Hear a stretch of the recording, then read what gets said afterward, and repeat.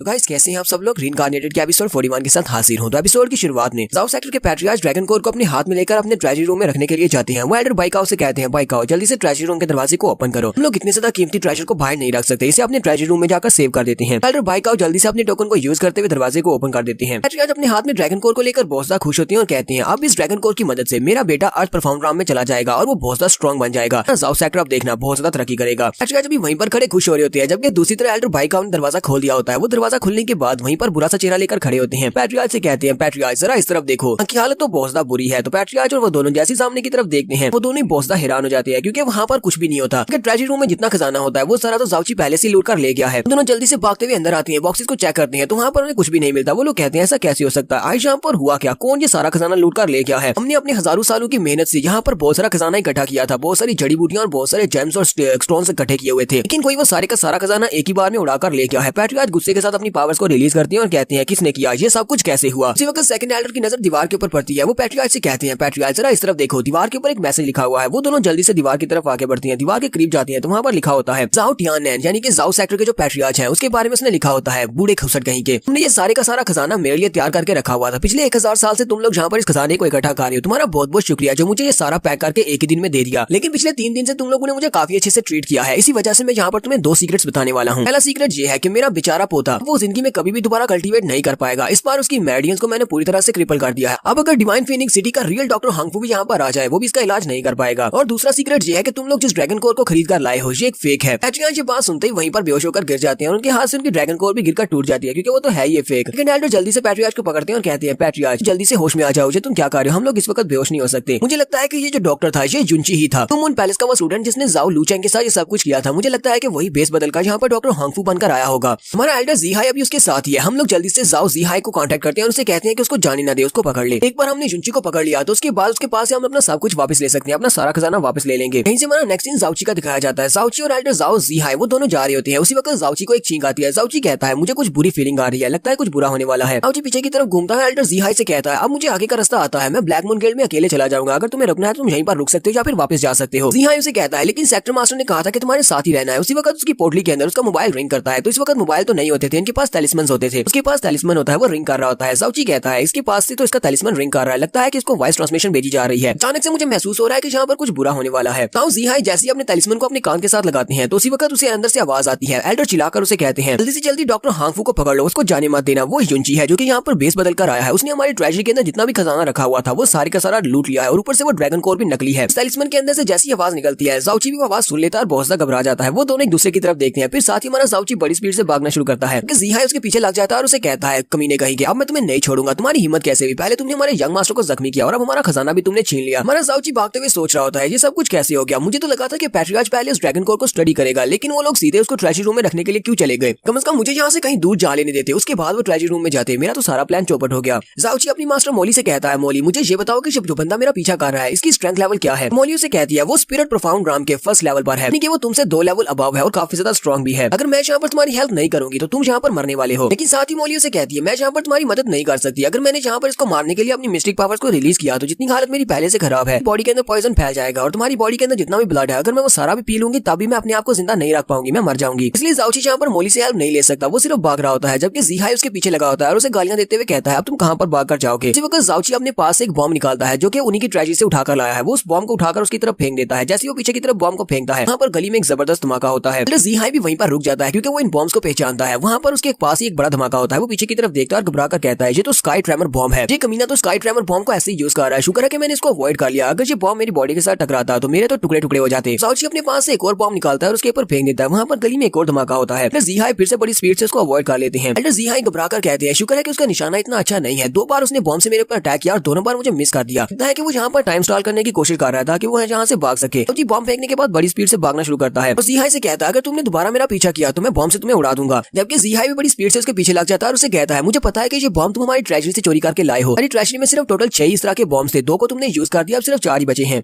जाओची कहता है, इन बॉम्ब्स की मदद से मुझे 2 मिनट से ज्यादा का टाइम तो नहीं मिलने वाला। प्रीवियस लाइफ में मैं अपने ह्यूमनली पॉइजनस ब्रीड को यूज करता रहा हूँ, इसके अंदर जो पॉइजन था उसको यूज करते हुए मैंने मिलियंस के हिसाब से लोगों की जान ली है। अगर मेरे पास इसका पॉइजन अभी भी होता तो मैंने इस बंदे को आसानी से मार देना था, लेकिन अब तो मैं इस ह्यूमनली पॉइजनस ब्रीड को भी यूज नहीं कर सकता, मैं क्या करूँ। तो वो भागता हुआ जा रहा था कि उसी वक्त सामने प्रिंसेस ज़ूरो होती है। वो उसे कहती है, जूनियर ब्रदर तुम कहाँ पर जा रहे हो, कह कि मैंने फाइनली तुम्हें ढूंढ ही लिया। क्योंकि जाओची जाओची उसे देखकर काफी हैरान होता है कि ये यहाँ पर क्या कर रही है। ज़ोरो उसका हाथ पकड़ती है और उसे कहती है, जूनियर ब्रदर मेरा हाथ पकड़ो, चलो जल्दी से यहाँ से निकलते हैं। एल्डर ज़ीहाई अभी भी उन दोनों के पीछे ही होता है, तो ज़ोरो भागते भागते उसे कहती है, मैं तुम्हें यहाँ से बचा लूंगी। और साथ ही वो अपने बड़े से डिवाइन पंछी जिसका नाम लिटिल स्नो होता है उसको बुलाती है। वो उसे कहती है, लिटिल स्नो जल्दी से यहाँ पर आ जाओ। उनका लिटिल स्नो जो कि एक ईगल बीस्ट होता है वो वहाँ पर अपीयर होता है और वो दोनों उसके ऊपर चढ़कर बैठ जाते हैं और उड़ना शुरू कर देते हैं। जाओची भी काफी ज्यादा हैरान होता है। वो उसे कहता है, ये तो एक कॉन्ट्रैक्टेड बीस्ट है, तुम्हारे पास एक कॉन्ट्रैक्टेड बीस्ट क्यों है। उसे कहता है, सीनियर सिस्टर तुमने तो मेरी बहुत ज्यादा हेल्प की है, तुमने मेरी जान बचा ली, मुझे ये बताओ कि तुम जाओ सेक्टर वालों की टेरिटरी की तरफ क्यों जा रही थी। ज़ोरो चिल्लाकर उसे कहती है, बेवकूफ कहेंगे, 3 दिन से तुम सेक्टर से गायब हो, इसी वजह से मैं तुम्हें ढूंढने के लिए निकली थी। और जुनबा ने तुम्हें पूरे सेक्टर में ढूंढ लिया लेकिन तुम हमें कहीं पर भी नहीं मिले, तो मुझे लगा शायद जाओ सेक्टर वालों ने तुम्हें किडनैप कर लिया होगा, इसी वजह से मैं जाओ सेक्टर में जा रही थी तुम्हें वहां से ढूंढने के लिए, यहाँ पे तुम्हें बचाने के लिए। मैंने तो ऐसा सोचा भी नहीं था कि जाओ सेक्टर के एल्डर तुम्हारे पीछे लगे होंगे, मुझे यहाँ पर इस तरह गली में मिल जाओगे। जाओची उसे कहता है, सीनियर सिस्टर मुझे ये बताओ, हमें अभी मिले हुए ज्यादा दिन भी नहीं हुए और हम दोनों का रिश्ता भी आपस में इतना गहरा नहीं है, तो फिर तुम मुझे बचाने के लिए इस हद तक क्यों जाने को तैयार हो कि तुम जाओ सेक्टर के खिलाफ जा रही हो। ज़ोरो आगे बढ़ती है और उसके सर पे हाथ रखते हुए कहती है, मैंने तुमसे पहले भी कहा है क्योंकि मैं तुम्हारी सीनियर सिस्टर हूँ और सिस्टर होने के नाते मुझे ये सब कुछ करना पड़ेगा। क्योंकि हमारा जाओची सोच रहा होता है ऐसा कैसे हो सकता है, नहीं ऐसा तो नहीं है कि इसको मुझे देखते ही पहली नजर में प्यार हो गया होगा, इसी वजह से यहाँ पर मेरी जान बचाने के लिए यहाँ पर अपनी जान को खतरे में डाल रही है।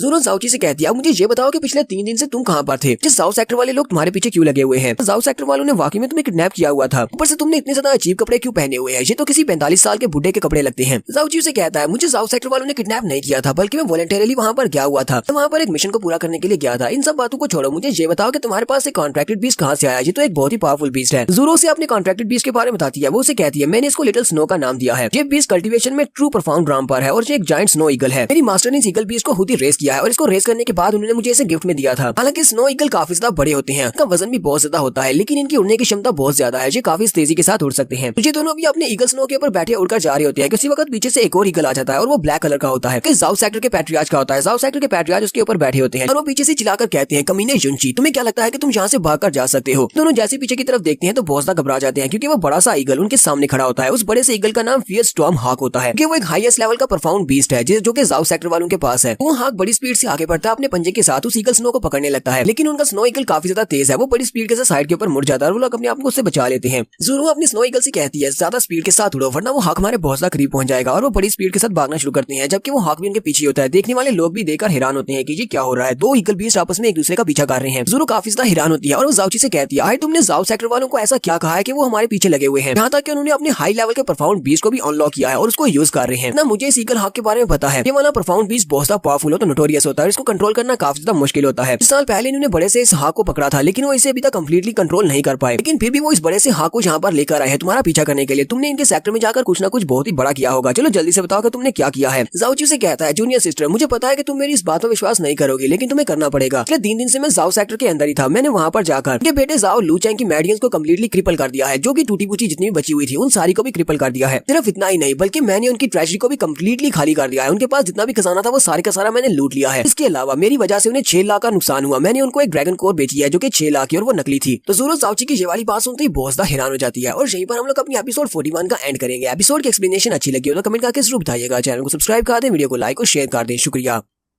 रीइंकार्नेटेड के एपिसोड 42 के साथ हाजिर हूं। तो लास्ट एपिसोड के एंड पे हमने देखा था ज़ोरो और लिन फेंग दोनों ही भागकर जा रहे होते हैं, जबकि उनके पीछे जाओ सेक्टर के पैट्रियार्च लगे होते हैं, वो अपने बड़े से हाक के ऊपर होते हैं, जबकि ये दोनों अपने स्नो ईगल पर होते हैं जिसका नाम लिटिल स्नो होता है। तो लास्ट सीन के एंड पे ज़ोरो जाओची से पूछती है, आई तुमने उनके साथ ऐसा क्या किया है, तुम 3 दिन से वहाँ पर क्या कर रहे थे। तो जाओची उसे बताता है, मैंने उनके बेटे जाओ लूचैंग की मेडियंस को मुकम्मल तौर पर बर्बाद कर दिया, अब वो दोबारा कभी भी कल्टीवेट नहीं कर पाएगा, और मैंने उनके सारे खजाने को भी लूट लिया है। सिर्फ इतना ही नहीं, मैंने उनको एक फेक ड्रैगन कोर भी बेच दी है जो कि 6 लाख पर्पल क्रिस्टल्स की है। ज़ोरो ये सारी बातें सुनने के बाद बहुत ज्यादा हैरान होती है। उसी वक्त पैट्रियार्च का हाक फिर से उनके ऊपर अटैक करता है। ज़ोरो सोच रही होती है कि जाओची के बारे में मैंने सही फैसला किया था, एक बहुत बड़ा जीनियस है कि ये अपनी एलिमेंट्री परफॉर्म राउंड के फर्स्ट लेवल पर है, लेकिन फिर भी एक पूरे के पूरे सेक्टर को लूट लिया, उनके पैट्रियार्च को भी बेवकूफ बना दिया। हम लोग इतनी आसानी के साथ जाओ सेक्टर वालों के हाथों से नहीं बच सकते क्योंकि इसने उनकी ट्रेजरी को लूटा है। तो इसका मतलब ये है कि अब जाओची और जाओ सेक्टर के दरमियान में ये दुश्मनी कई सालों तक चलेगी, हो सकता है कि अगली कई पीढ़ियों तक चलती रहे। ज़ोरो सोच रही होती है, अगर मैं पैट्रियार्च को यहाँ पर अपने प्रिंसेस होने के बारे में बता भी देती हूँ तो मुझे नहीं लगता कि यहाँ पर प्रिंसेस होना मेरा काम आएगा, क्योंकि पैट्रियार्च इस वक्त बहुत ज्यादा गुस्से में है, वो तो मेरी भी केयर नहीं करेंगे। जाओची बिग सिस से कहता है, बिग सिस तुम्हारा बहुत बहुत शुक्रिया जो तुमने यहाँ पर मेरी जान बचा ली, तो बस तुम्हारे पर एक बोझ बना हुआ हूँ। से कहती है, तुम्हें परेशान होने की जरूरत नहीं है, मैं यहाँ पर अपनी मर्जी से तुम्हें बचाने के लिए आई हूँ, और ऊपर से मैं तुम्हारी बिग सिस्टर हूँ। तो मैंने तुमसे कहा था ना कि एक बिग सिस्टर का काम होता है अपने जूनियर ब्रदर की हिफाजत करना, और फिलहाल के लिए तुम्हें मेरा थैंक यू कहने की जरूरत नहीं है क्योंकि अभी भी पैट्रियार्च हमारे पीछे हैं और हम लोग अभी तक यहाँ से बचकर निकल नहीं पाए। जब हम लोग यहाँ से निकल जाएंगे तब तुम मुझे थैंक यू बोल सकते हो। फिर साथ ही ज़ोरो अपनी लिटिल स्नो से कहती है, जरा और तेज उड़ो, हमें यहाँ से जल्दी निकलना है। तो जाओची ज़ोरो की बातें सुनने के बाद बहुत ज्यादा इमोशनल हो जाता है। जाओची सोच रहा होता है, मुझे इस दुनिया में सबसे ज्यादा नफरत इसी से है कि किसी का मेरे ऊपर एहसान हो। इस लड़की ने यहाँ पर मेरी जान बचाकर मेरे पर एक एहसान कर दिया है, उसी उसी वक्त मोली चलाकर उसे कहती है बेवकूफ अपने पीछे देखो। जाओची जैसे पीछे की तरफ देखता है तो पैट्रियाज अपने हाथ के ऊपर खड़े होती है और उनके हाथ में उनकी गन होती है। जाओची से कहते हैं कमीने कहीं के तुम्हारी हिम्मत कैसे हुई पैट्रियाज को इतना ज्यादा भगाने की। पीछा करते करते मैं अपने सेक्टर से कितना दूर आ गया हूँ, अब तुम नहीं बचोगे। साथ ही वो गोली चला देते हैं। जाओची कहता है ये तो वही पॉइजन फायर रॉड है, इसके अंदर से जो मेटल की बुलेट निकलेगी उसके अंदर पॉइजन होगा। तो निशाना तो सीधा ज़ूरो के ऊपर है। जाओची देख लेता है कि वो बुलेट उड़ती हुई सीधी ज़ूरो की तरफ जा रही है। वो भागता हुआ जल्दी से ज़ूरो के सामने जाकर खड़ा हो जाता है। बुलेट जाओची के कंधे में लगती है। जाओची काफी जख्मी हो जाता है, जबकि ज़ूरो इस बात से काफी हैरान होती है कि जाओची ने उसकी जान बचाने के लिए अपने आप को उस बुलेट के सामने कर दिया। जाओची जख्मी होकर वहीं पर उस ईगल के ऊपर गिर जाता है, क्योंकि ज़ूरो जल्दी से आगे बढ़ती है और उसे अपनी गोद में उठा लेती है और उसे कह रही होती है क्या तुम ठीक हो। जाओची उसे कहता है नहीं मैं बिल्कुल भी ठीक नहीं हूँ, कि अभी जिस चीज से उसने मुझे शॉट किया है उसको पॉइजन फायर रॉड कहते हैं और उसके अंदर बहुत ही एक्यूट पॉइजन है। ज़ूरो भी काफी ज्यादा घबरा जाती है और कहती है तो इसका मतलब तुम्हारी बॉडी के अंदर पॉइजन चला गया है, तुम बहुत ही जल्दी मर जाओगे। जाओची उसे कहता है अब हमारे पास और कोई भी रास्ता नहीं है, मुझे कस के पकड़ो और उस पंछी के ऊपर से नीचे छलांग लगा दो। सकता है कि नीचे गिरकर हम मरने से बच जाएं, लेकिन अगर हम लोग यहाँ से नहीं कूदेंगे तो फिर हम लोग इस पैट्रियाज के हाथों से जरूर मारे जाएंगे। ज़ूरो पीछे उस हाथ की तरफ देखती है, फिर उसकी तरफ देखती है और उसे कहती है ठीक है चलो ठीक है हम लोग यहाँ से जंप लगाते हैं। फिर साथ ही ज़ूरो अपने लिटिल स्नो से कहती है लिटिल स्नो तुमने बहुत ज्यादा अच्छा काम किया, ठीक है अब जाओ जाकर रेस्ट करो। और ज़ूरो जाओची को कसकर पकड़ती है और अपने पंछी के ऊपर से जंप लगा देती है। वो दोनों ऊपर से नीचे की तरफ गिर रहे होते हैं, क्योंकि ये दोनों हजारों फीट की ऊंचाई पर है, इसी वजह से ऊपर से गिरने में काफी टाइम लगेगा। जबकि लिटिल स्नो उस बड़े से ब्लैक हॉक के ऊपर अटैक करती है ताकि वो उसे थोड़ी देर के लिए वहाँ पर रोक सके। पैट्रियाज भी ऊपर से उन्हें नीचे गिरता हुआ देखता है तो काफी ज्यादा खुश हो जाता है। वो कहता है ये लोग बहुत ज्यादा ऊंचाई से नीचे जंप लगा रहे हैं, लोगों के बचने का तो कोई चांस ही नहीं है, ये लोग नीचे गिरकर जरूर मरेंगे। लेकिन जैसे ही वो नीचे की तरफ घूर कर देखता है तो जाओची उसे थम्स अप कर रहा होता है, जैसे कि उसे चिढ़ा रहा हो। पैट्रियाज फिर से गुस्सा हो जाता है और कहता है नहीं मैं इसे ऐसा नहीं छोड़ सकता, इसके मरने के बाद भी मैं इसको जाकर मारूंगा। और वो अपने ईगल हाथ से कहता है चलो जल्दी से नीचे लेकर चलो, मैं जाकर उसे मारने वाला हूँ, यानी कि मैं मरे हुए को भी दोबारा जाकर मारूंगा, उसके बाद ही मुझे इंश्योरेंस मिलेगी। वो ईगल हाथ बड़ी स्पीड से नीचे की तरफ जाने लगता है। उसी वक्त उन्हें साइड से काफी सारे और ईगल पंछियों के आने का पता चलता है। पैट्रियाज कहता है ये सारे के सारे तो परफॉर्म लेवल के फ्लाइंग बीस्ट हैं, सभी से डील करना काफी ज्यादा मुश्किल हो सकता है। वो अपनी हॉक से कहता है चलो जल्दी से पीछे की तरफ उड़ो, हम लोग घूमकर नीचे जाते हैं। तो गिरते हुए मोली चिल्लाकर जाओची से कहती है कहीं तुम पागल तो नहीं हो गए, या फिर तुम्हारा खुदकुशी करने का इरादा था जो तुमने ऊपर से जंप लगा दिया, अब तो तुम लाजमी मरने वाले हो। जाओची उसी वक्त अपने हिमालय पॉइजनस ब्रीड की वॉइड के अंदर से काफी सारी जड़ी बूटियों को निकालता है और उन सभी को वहीं पर रिफाइन कर लेता है। जाओची मोली से कहता है मोली तुम्हें यहाँ पर अपनी पावर्स को यूज करते हुए मुझे बचाने की जरूरत नहीं है, मैंने जाओ सेक्टर की ट्रेजरी रूम से बहुत सारी जड़ी बूटियां उठाई हैं, उन जड़ी बूटियों की मदद से मैं एक पिल बनाने वाला हूँ जिससे मैं अपनी बॉडी को बहुत ज्यादा स्ट्रेंथन कर लूंगा और नीचे गिरने पर मुझे लगेगी नहीं। लेकिन इतना काफी नहीं रहेगा, मुझे तुम्हारी पावर्स का कुछ हिस्सा चाहिए होगा, मुझे तुम्हारी थोड़ी सी पावर्स उधार चाहिए ताकि मैं यहाँ पर सिर्फ एक बार फ्लोटिंग टेक्निक को यूज कर सकूं। मोली चिल्लाकर उसे कहती है कहीं तुम पागल तो नहीं होगे, तुम फ्लोटिंग टेक्निक को यूज करना चाहते हो, लेकिन वो टेक्निक तो सिर्फ वो कल्टीवेटर्स यूज कर सकते हैं जो कि अपने स्काई राम में हो, तुम तो सिर्फ एलिमेंट्री राम में हो, तुम इसको यूज नहीं कर पाओगे, तुम्हारी सारी की सारी वेन्स फट जाएंगी। ऐसे तुम यहाँ पर फ्लोटिंग टेक्निक को यूज करोगे उसी वक्त तुम्हारी बॉडी के अंदर सारी की सारी मेडियंस फट जाएंगी और तुम मर जाओगे। जाओची उसे कहता है तुम इस बारे में क्यों बोल रही हो कि मेरे पास जो मेडियंस है वो इवल कार्ड की दी हुई मेडियंस है, मेडियंस की ताकत इतनी ज्यादा कम नहीं हो सकती कि उतनी ऊंचाई से गिरने पर ही मर जाए, यहाँ पे मेरे फ्लोटिंग टेक्निक को यूज करने पर वो फट जाए, अपने ऊपर पूरा भरोसा है, चलो मुझे अपनी पावर्स दे दो। तो वो लोग काफी ज्यादा नीचे पहुंच जाते हैं। तो मोली उसे कहती है ठीक है मैं तुम्हें अपनी पावर्स दे देती हूँ, लेकिन दोबारा कभी मुझे ऑर्डर मत देना। और साथ ही वो उसे अपनी थोड़ी सी पावर्स देती है। वो जाओची को थोड़ी सी पावर देती है तो जाओची अपनी पावर्स को एनहांस करता है और थोड़ी देर के लिए वहाँ पर फ्लोटिंग टेक्निक को यूज करता है, सिर्फ 1 सेकंड के लिए। तो ग्राउंड के ऊपर फिर भी धड़ाम से करके गिरता है, वहाँ पर एक जबरदस्त धमाका होता है। तो नेक्स्ट सीन काफी देर के बाद का दिखाया जाता है। ज़ूरो को होश आती है, ज़ूरो उठकर बैठ जाती है और कहती है ये क्या, हम लोग ऊपर से गिरे और बच गए, ऐसा कैसे हो सकता है। तो वो एक बड़े से गड्ढे के अंदर बैठी होती है, उसके नीचे जाओची होता है, वो जाओची के ऊपर ही बैठी होती है। जाओची नीचे वाली साइड पर होता है तो ज़ूरो ये देखकर बहुत हैरान होती है। वो कहती है ऐसा कैसे हो सकता है, इसने मुझे नीचे गिरने से बचा लिया, लेकिन इतनी ऊंचाई से गिरकर हम दोनों बचे कैसे। इसका मतलब यह है कि इस लड़के ने मेरी जान बचाने के लिए अपनी जान की परवाह नहीं की, इसी वजह से इसने मुझे ऊपर रखा और मुझे नीचे था। सिर्फ एक बार नहीं बल्कि इसने 2 बार मेरी जान बचाई है। पहली बार जब पैट्रियाज ने मेरे ऊपर गोली चलाई थी, हम दोनों तो ज्यादा बार मिले भी नहीं है और हम दोनों का रिश्ता भी कोई इतना गहरा नहीं है, तो फिर इसने मेरी जान क्यों बचाई। हालांकि मैं तो इस जूनियर ब्रदर को अपने लिए यूज करने के बारे में सोच रही थी, सारा तो मेरा प्लान का हिस्सा था, इसी वजह से मैं इसके साथ अच्छे से पेश आ रही थी, लेकिन इसके पास कौन सा प्लान है, ये मेरे साथ इतने अच्छे से क्यों पेश आ रहा है।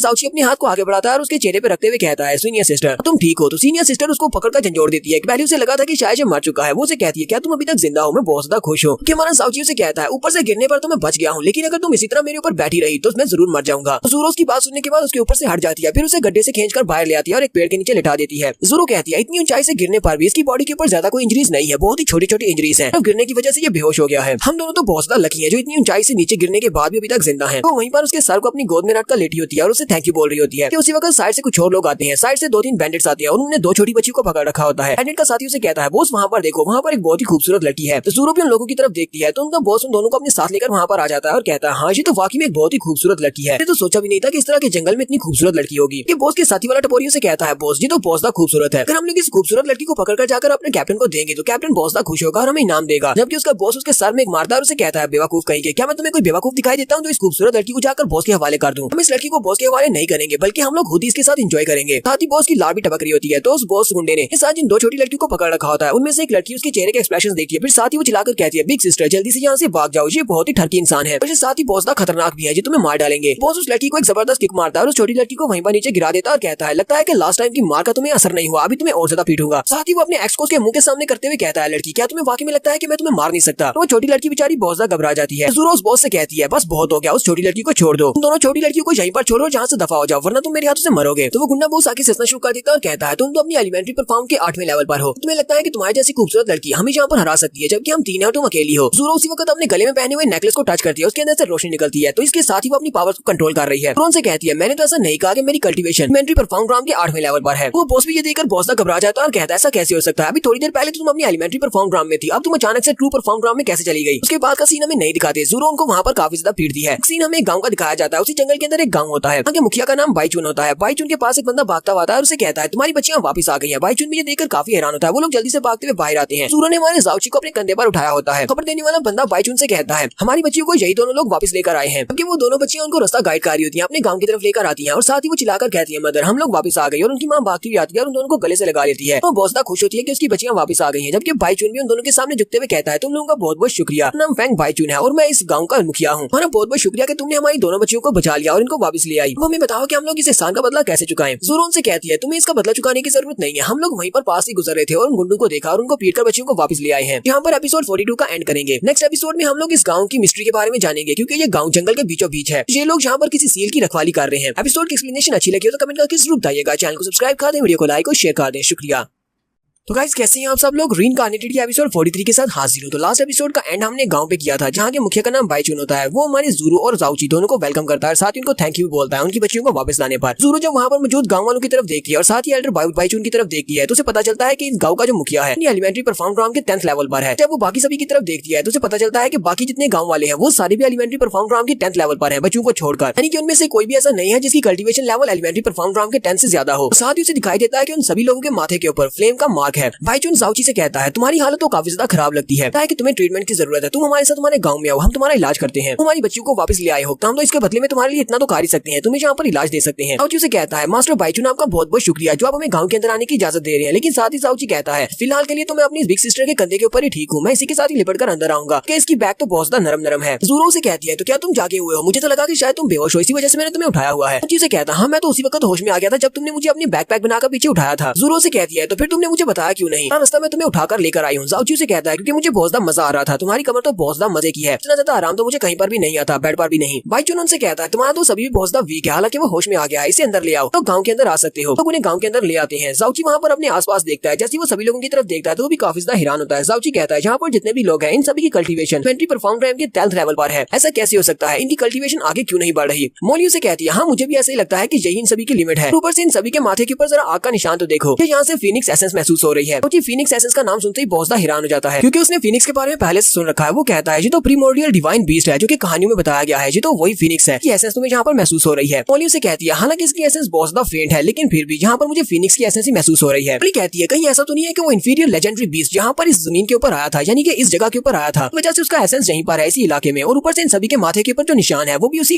फीनिक्स का ही निशान है। लगता है कि इन सभी गाँव वालों के पास फीनिक्स की ब्लड लाइन है, इसी वजह से तो इनके माथे के ऊपर फ्लेम का निशान है। लेकिन इनके माथे के ऊपर जो कलर है वो काफी ज्यादा डिफरेंस है। मैंने भी काफी सारे लोगों को देखा है जिनके पास फीनिक्स की ब्लड लाइन होती है, उनके माथे के ऊपर जो निशान होता है वो इससे अलग होता है। ऐसे लोगों के माथे के ऊपर जो निशान होता है वो नॉर्मली हिडन होता है, जब वो लोग अपनी पावर्स को रिलीज करते हैं तभी वो मार्क उनके माथे के ऊपर नजर आता है। अब इन सारे गाँव वालों के माथे के ऊपर जो निशान है ये तो हर वक्त विजिबल है, ये सभी को दिखाई दे रहा है। बाईचुन उन्हें घर देता है और कहता है, तुम दोनों यहीं पर आराम कर सकते हो। बाईचुन खुद भी घर के अंदर आ जाता है। वो दोनों जैसे घर के अंदर आते हैं तो जाओची से कहता है, क्लैन लीडर फैंग मुझे तुमसे कुछ पूछना है। तुम सभी गाँव वाले फीनिक्स की ब्लड लाइन रखते हो और तुम सभी लोग यहाँ पर इसके रूइंस के गार्डियंस हो। ज़ोरो भी ये बात सुनते ही बहुत ज्यादा हैरान हो जाती है। साथ ही वो हमें इस बारे में बताती है कि ये कौन सा डिवाइन बीस्ट है। वो कहती है, ये तो वही डिवाइन बीस्ट है, फीनिक्स एम्पायर वाले जिस डिवाइन बीस्ट की पूजा करते हैं। आए जब फीनिक्स यहाँ पर क्यों आएगा इस जगह के ऊपर? बाईचुन जाओची की बात सुनने के बाद पता नहीं ये हंस रहा है या फिर रो रहा है, लेकिन उसकी आंखों से पानी निकल रहा है। वो वहाँ पर पीछे की तरफ घूम जाता है और जाओची से कहता है, तुम्हें लगता है कि हम लोग यहाँ पर फीनिक्स के गार्डियन क्लैन से हैं? ऐसा नहीं है, हम तो सिर्फ एक छोटा सा क्लैन है, हमारी तो कल्टीवेशन भी बहुत ज्यादा लो है, फिर हम लोग किसी डिवाइन फीनिक्स की एसेंस के गार्डियन कैसे हो सकते हैं? तुम्हें हमारे माथे के ऊपर ये निशान देकर लगा होगा कि हम लोग गार्डियन क्लैन से हैं फीनिक्स एसेंस की वजह से, लेकिन ये तो हमारे लिए एक श्राप है जिसकी वजह से हमें हमारे क्लैन से दूर कर दिया गया और हम लोग इस जंगल के अंदर भटक रहे हैं। साथ ही बाईचुन गुस्से के साथ जाओची से कहते हैं, अब जबकि तुम्हें हमारे फीनिक्स के साथ रिलेशनशिप के बारे में पता है तो तुम्हें ये भी पता होगा कि यहाँ पर कुछ ट्रेजर्स भी हैं कि फीनिक्स की रूइंस के अंदर छुपे हुए हैं, कहीं तुम भी उन लोगों में से तो नहीं हो जो हम यहाँ पर हमारे खजाने को चोरी करने के लिए आए हो? जाओची से कहता है, नहीं नहीं, तुमने तो कुछ ज्यादा गलत समझ लिया, मेरा ऐसा कोई भी मकसद नहीं है, हमें वो खजाना नहीं चाहिए, तुम्हारे माथे के ऊपर जो निशान देकर मुझसे रहा नहीं गया इसलिए मैंने तुमसे पूछ लिया। ऊपर से जरा देखो तो सही, तुम्हारे गाँव में जितने भी हाईएस्ट कल्टीवेशन के लोग हैं वो सभी के सभी अपनी एलिमेंट्री परफॉर्म लेवल के 10th लेवल पर है, यानी कि इनसे ज्यादा तुम्हारी कल्टीवेशन क्यों नहीं बढ़ रही? इसी वजह से मैंने तुमसे पूछा है। तुम सभी की कल्टीवेशन तो बहुत ज्यादा लो है, तो फिर तुम सभी लोग यहाँ पर किसी डिवाइन फीनिक्स की रक्षा चेक कैसे कर सकते हो? क्योंकि इस जंगल के अंदर तो बहुत ही पावरफुल परफॉर्म लेवल के बीस्ट भी रहते हैं, कोई भी कहीं से भी आकर तुम्हारे पर अटैक कर सकता है। भाई चुनू से कहता है तुमने बिल्कुल ठीक कहा, हमारी कल्टीवेशन लेवल काफी ज्यादा लो है और हमारे लिए इस जगह को गार्ड करना काफी ज्यादा मुश्किल है। वक्त था जब हमारी कल्टीवेशन भी काफी अच्छी हुआ करती थी और हमारा क्लैन भी काफी ज्यादा प्रॉस्पेरस था, लेकिन उसके बाद हमारे पर हीवन की रैत बरसी, जिसकी वजह से हीवंस के गार्ड हमारे साथ बहुत ज्यादा गुस्सा थे। हमारे पास और कोई रास्ता नहीं था, हमें यहाँ पर आइसोलेशन में रहना पड़ा। हम लोग अपने मेन क्लैन से अलग हो चुके हैं और बहुत ज्यादा वीक हैं। अगर मैं तुम्हें सच बताऊं तो यहाँ पर वाकई में फीनिक्स की रूइंस है जिनको हम लोग गार्ड करते हैं, वो इस एरिया के पीछे वाली साइड पर है। उसी जगह के ऊपर फीनिक्स की बची कुछ सारी एसेंस की पावर है, जबकि यहाँ पर एक लेजेंडरी फीनिक्स की लाइफ एसेंस है। तो उसके होते हुए यहाँ पर कोई पावरफुल परफॉर्म बीस्ट कैसे आ सकता है? सभी बीस्ट उससे डरते हैं। ताऊजी उसकी बात सुनते ही बहुत ज्यादा खुश हो जाता है और कहता है तो इसका मतलब ये बात सच है कि यहाँ पर फीनिक्स की रूइंस मौजूद है। जबकि मैं यहाँ पर एक ऐसी जगह पर आ चुका हूँ जहाँ पर फीनिक्स की रूइंस है, यहाँ पर तो काफी सारा खजाना भी हो सकता है। अब ये तो वहाँ पर जाकर देखना पड़ेगा। भाईचुन उनसे ये बात करने के बाद बाहर चला जाता है और उनसे कहता है ठीक है तुम लोग यहीं पर रेस्ट करो, मैं बाहर जा रहा हूँ। भाईचुन के वहाँ से चले जाने के बाद सीनियर सिस्टर जाउची से कहती है जुनची तुम्हारी इंजरीज कैसी है? हम लोग एक बहुत ही ऊंची जगह से नीचे गिरे हैं, इतनी ऊंची जगह से गिरने पर तुम्हें कुछ ना कुछ चोटें तो जरूर लगी होंगी। जाउची से कहता है नहीं मुझे कोई भी चोट नहीं लगी, मैंने तुम्हें पहले भी कहा था कि मेरी बॉडी आयरन से बनी है, इसी वजह से मुझे चोट नहीं लगती। ऊपर से मैं एक बहुत ही बड़ा जीनियस डॉक्टर हूँ। जीनियस डॉक्टर होने की वजह से मेरे पास काफी सारी मेडिसिन है जिनको खाकर मैं अपनी बॉडी को जल्दी से रिकवर कर लेता हूँ। दूरों से कहती है अच्छा ठीक है तुम एक डिवाइन डॉक्टर हो, लेकिन इसका मतलब ये नहीं है कि तुम ऐसे ही किसी की जान बचाने के लिए अपनी जान को खतरे में डाल दो। फिर वहाँ से ऊंचाई के ऊपर से गिरने के बाद तुम नीचे आकर मर जाते, मेरी जान बच जाती, तो मैं अपनी सारी जिंदगी कभी भी अपने आप को माफ नहीं कर पाती। मेरी जान बचाते हुए तुम्हारी जान चली गई। तो हमारा साउची जल्दी से आगे बढ़ता है और उसके चेहरे पे हाथ रखते हुए कहता है सीनियर सिस्टर मुझे ये बात अच्छी तरह से पता है, क्या तुम्हारे साथ ऐसा कोई भी ताल्लुक नहीं है, लेकिन फिर भी तुम जाओ सेक्टर वालों से मेरी जान बचाने के लिए वहाँ पर आई। तुम्हारे ऊपर पहले से एक बोझ था, इस वजह से वहाँ पर तुम्हारी जान खतरे में पड़ी। यहाँ पर तुम सारा इल्जाम अपने पर लेने की कोशिश कर रही हो। तुमने बिल्कुल ठीक कहा था कि सीनियर सिस्टर बहुत ज्यादा अच्छी है और सभी की बहुत ज्यादा केयर करती है। ज़ोरो भी आगे से शर्माना शुरू कर देती है और साउची से कहती है जूनियर ब्रदर मेरे पास बहुत सारे प्रोटेक्टिव इक्विपमेंट्स हैं, मैं उनको यूज करके अपनी जान बचा सकती हूँ, कैसी ही बुरी सिचुएशन क्यों ना हो। अगली बार अगर इस तरह की कोई सिचुएशन आती है तो तुम्हें मेरे लिए अपनी जान को खतरे में डालने की जरूरत नहीं है। जाउची उसे कहता है नहीं मैं ऐसा बिल्कुल भी नहीं कर सकता और वो पीछे की तरफ मुड़ जाता है और यहीं पर वो उस लड़की के बारे में बताता है जिसका उसने एक बार सपना देखा था। हम इस लड़की को पहले देख चुके हैं। जाउची इसी लड़की की स्टोरी बताता है। जाउची कहता है एक बार एक लड़की थी जो मेरी बहुत ज्यादा केयर करती थी, वो मुझे काफी ज्यादा अच्छे से ट्रीट करती थी, दुनिया में सबसे ज्यादा बेस्ट थी। इन एंड पर क्या हुआ, वो मेरी ही पाँव में उसने दम तोड़ दिया, मेरी वजह से वो मारी गई क्योंकि मैं उसका ख्याल नहीं रख पाया। लेकिन मैं अभी तक उस दर्द को नहीं भूल पाया। हालांकि मैं मरने के बाद दोबारा से रीबॉर्न होकर यहाँ पर तुम्हारे सामने खड़ा हूँ, लेकिन फिर भी मुझे अभी भी उसका दर्द महसूस होता है कि मैंने उसकी जान क्यों नहीं बचाई। उस बहुत ही प्यारी लड़की की मौत के बाद मैंने ये फैसला किया कि अगर जिंदगी में कभी मुझे कोई और ऐसी लड़की मिली जो कि मेरा जरा सा भी ख्याल रखेगी तो मैं उसको कभी भी मरने नहीं दूंगा, चाहे उसके लिए मुझे अपनी ही जान क्यों न गंवानी पड़े। ज़ोरो जाउची की बात सुनने के बाद उसे कहती है तुम तो बिल्कुल बड़ों की तरह बातें करते हो, तुम्हारी उम्र सिर्फ 16 साल है, तुम्हारी शादी हो चुकी है और तुम्हारी वाइफ बहुत ज्यादा खूबसूरत है और इसके अलावा तुम्हारे पास एक मेडन भी थी जिसने तुम्हारे लिए अपनी जान दे दी। इसके लिए तुम यहाँ पर रो रहे हो, ताकि औरतों के साथ तुम्हारे काफी सारे रिलेशनशिप है, तुम तो वाकई में एक बहुत ही बुरे इंसान हो। साथ ही ज़ोरो आगे से हंसना शुरू कर देती है, जबकि जाउची हमारा काफी ज्यादा उदास होता है उस लड़की के बारे में बात करके। ज़ोरो से कहती है लगता है कि तुम परेशान हो, चलो ठीक है अब जल्दी से लेट जाओ, तुम आराम करो। अगले दिन सुबह सुबह का सीन दिखाया जाता है। जाउची अपने बिस्तर पर सो रहा होता है कि उसी वक्त उसे बाहर से किसी के चिल्लाने की आवाज आती है। कोई कहता है जल्दी से जल्दी बैक माउंटेन के ऊपर जो सील है उसको अनलॉक करो, तो मैं तुम्हारे पूरे के पूरे क्लैन को डिस्ट्रॉय कर दूंगा। जबकि बाईचुन को हम लोगों ने काफी ज्यादा पीटा होता है। बाईचुन उसे कहता है हम सभी लोग तो बस एक छोटे से क्लैन के मेंबर्स हैं, हमारी स्ट्रेंथ भी इतनी ज्यादा नहीं है, क्या तुम्हें लगता है कि हम लोग यहाँ पर किसी खजाने की रखवाली करने के लिए बैठे हुए हैं? किसी भी ट्रेजर के बारे में नहीं पता, हमें नहीं पता तुम किस बारे में बात कर रहे हो, मैं तुम्हारे सामने भीख मांगता हूँ, हमें यहाँ से जाने दो, हमने कुछ भी नहीं किया। उसके सामने जो बॉस बैठा होता है उसका नाम ब्लैक डीमन होता है, जो कि ब्लैक डीमन मर्सनरी ग्रुप का लीडर है। तो उसी वक्त ब्लैक डीमन का साथी आगे बढ़ता है और बाईचुन को किक मारते हुए कहता है अपनी बकवास बंद करो, तुम झूठ बोल रहे हो, हमें पता है कि तुम यहाँ पर खजाने की रखवाली कर रहे हो। उसकी दोनों बच्चियां भागते हुए आगे बढ़ती हैं अपने फादर के पास। मुन्ना उसे कहता है क्या हम तुम्हें कोई बेवकूफ दिखाई देती है, तुम इस जंगल के बीचों बीच अपना क्लैन बसाकर बैठे हुए हो, यहाँ पर बहुत सारे खतरनाक बीस्ट रहते हैं, तुम्हें लगता है कि कोई आम सा गांव वाला यहाँ पर आकर अपना बसेरा लगा सकता है? ब्लैक डीमन भी उसे कहता है क्या तुम मेरे बारे में जानते हो कि मैं कौन हूँ? मेरा नाम ब्लैक डीमन है और मैं ब्लैक डीमन मर्सनरी ग्रुप का लीडर हूँ। यहाँ पर तुम्हारे जैसे कचरू को मारने का कोई भी इरादा नहीं है, क्योंकि तुम सभी लोग मेरे सामने कचरे से ज्यादा कुछ भी नहीं हो, तुम्हारी कल्टीवेशन बहुत ज्यादा लो है। वो अपने बैट को अपने हाथ में पकड़ता है और बाईचुन से कहता है चलो अब जल्दी से रजिस्ट करना बंद करो, जल्दी से जल्दी मुझे बताओ कि खजाना कहाँ पर है। अगर तुमने मुझे खजाने के बारे में अभी नहीं बताया तो मैं तुम्हारे गाँव के 100 लोगों को मार डालूंगा। बाईचुन चिल्लाकर उसे कहता है मैंने तुमसे कहा ना कि यहाँ पर कोई भी खजाना नहीं है, पर जो तुम्हें कह दिया क्या तुम्हें समझ नहीं आती? हमें इस बारे में नहीं पता, पता नहीं तुम यहाँ पर कौन सी सील की बात कर रहे हो, हमें तो सील के बारे में भी नहीं पता। ब्लैक डीमन के साथियों से कहता है कैप्टन मुझे लगता है कि ये बंदा सच बोल रहा है, यहाँ पर वाकई में कोई खजाना नहीं होगा। बॉस उसे कहता है हाँ मुझे भी ऐसा ही लगता है, यहाँ पर कोई खजाना नहीं होगा, वरना इतनी मार खाने के बाद हमें जरूर बता देता। साथियों से कहता है बॉस लेकिन वो खूबसूरत लड़की वो तो यहीं पर है, हमें वो लड़की भी इनसे चाहिए, अगर खजाना नहीं तो वो लड़की ही चलेगी। तो ब्लैक डीमन बाईचुन से कहता है कल एक लड़की हमारे पास से भागी है, वो यहाँ पर तुम्हारे गाँव में आई है, तुम्हारे पास यहाँ पर खजाना नहीं है, फिर वो लड़की हमारे हवाले कर दो और हम तुम्हें छोड़ देंगे। बाईचुन से कहता है तुम यहाँ पर किस लड़की को ढूंढ रहे हो, मुझे किसी लड़की के बारे में नहीं पता। उसी वक्त वो बॉस अपनी पावर्स को यूज करते हुए उसकी दोनों बेटियों को खींचते हुए अपने पास ले आता है, उसमें से एक लड़की को पकड़कर उसकी आंखों के पास अपनी उंगली करते हुए कहता है तो तुम अभी भी मेरे सामने नाटक कर रहे हो कि तुम्हें उस लड़की के बारे में नहीं पता, देखते हैं जब मैं तुम्हारी बच्ची की आंखें एक एक करके बाहर निकालूंगा उसके बाद तुम मुझे बताते हो या नहीं। तो यहाँ पर हम लोग अपनी एपिसोड 43 का एंड करेंगे। एपिसोड की एक्सप्लेनेशन अच्छी लगी हो तो कमेंट करके जरूर बताइएगा, चैनल को सब्सक्राइब कर दें, वीडियो को लाइक और शेयर कर दें। शुक्रिया।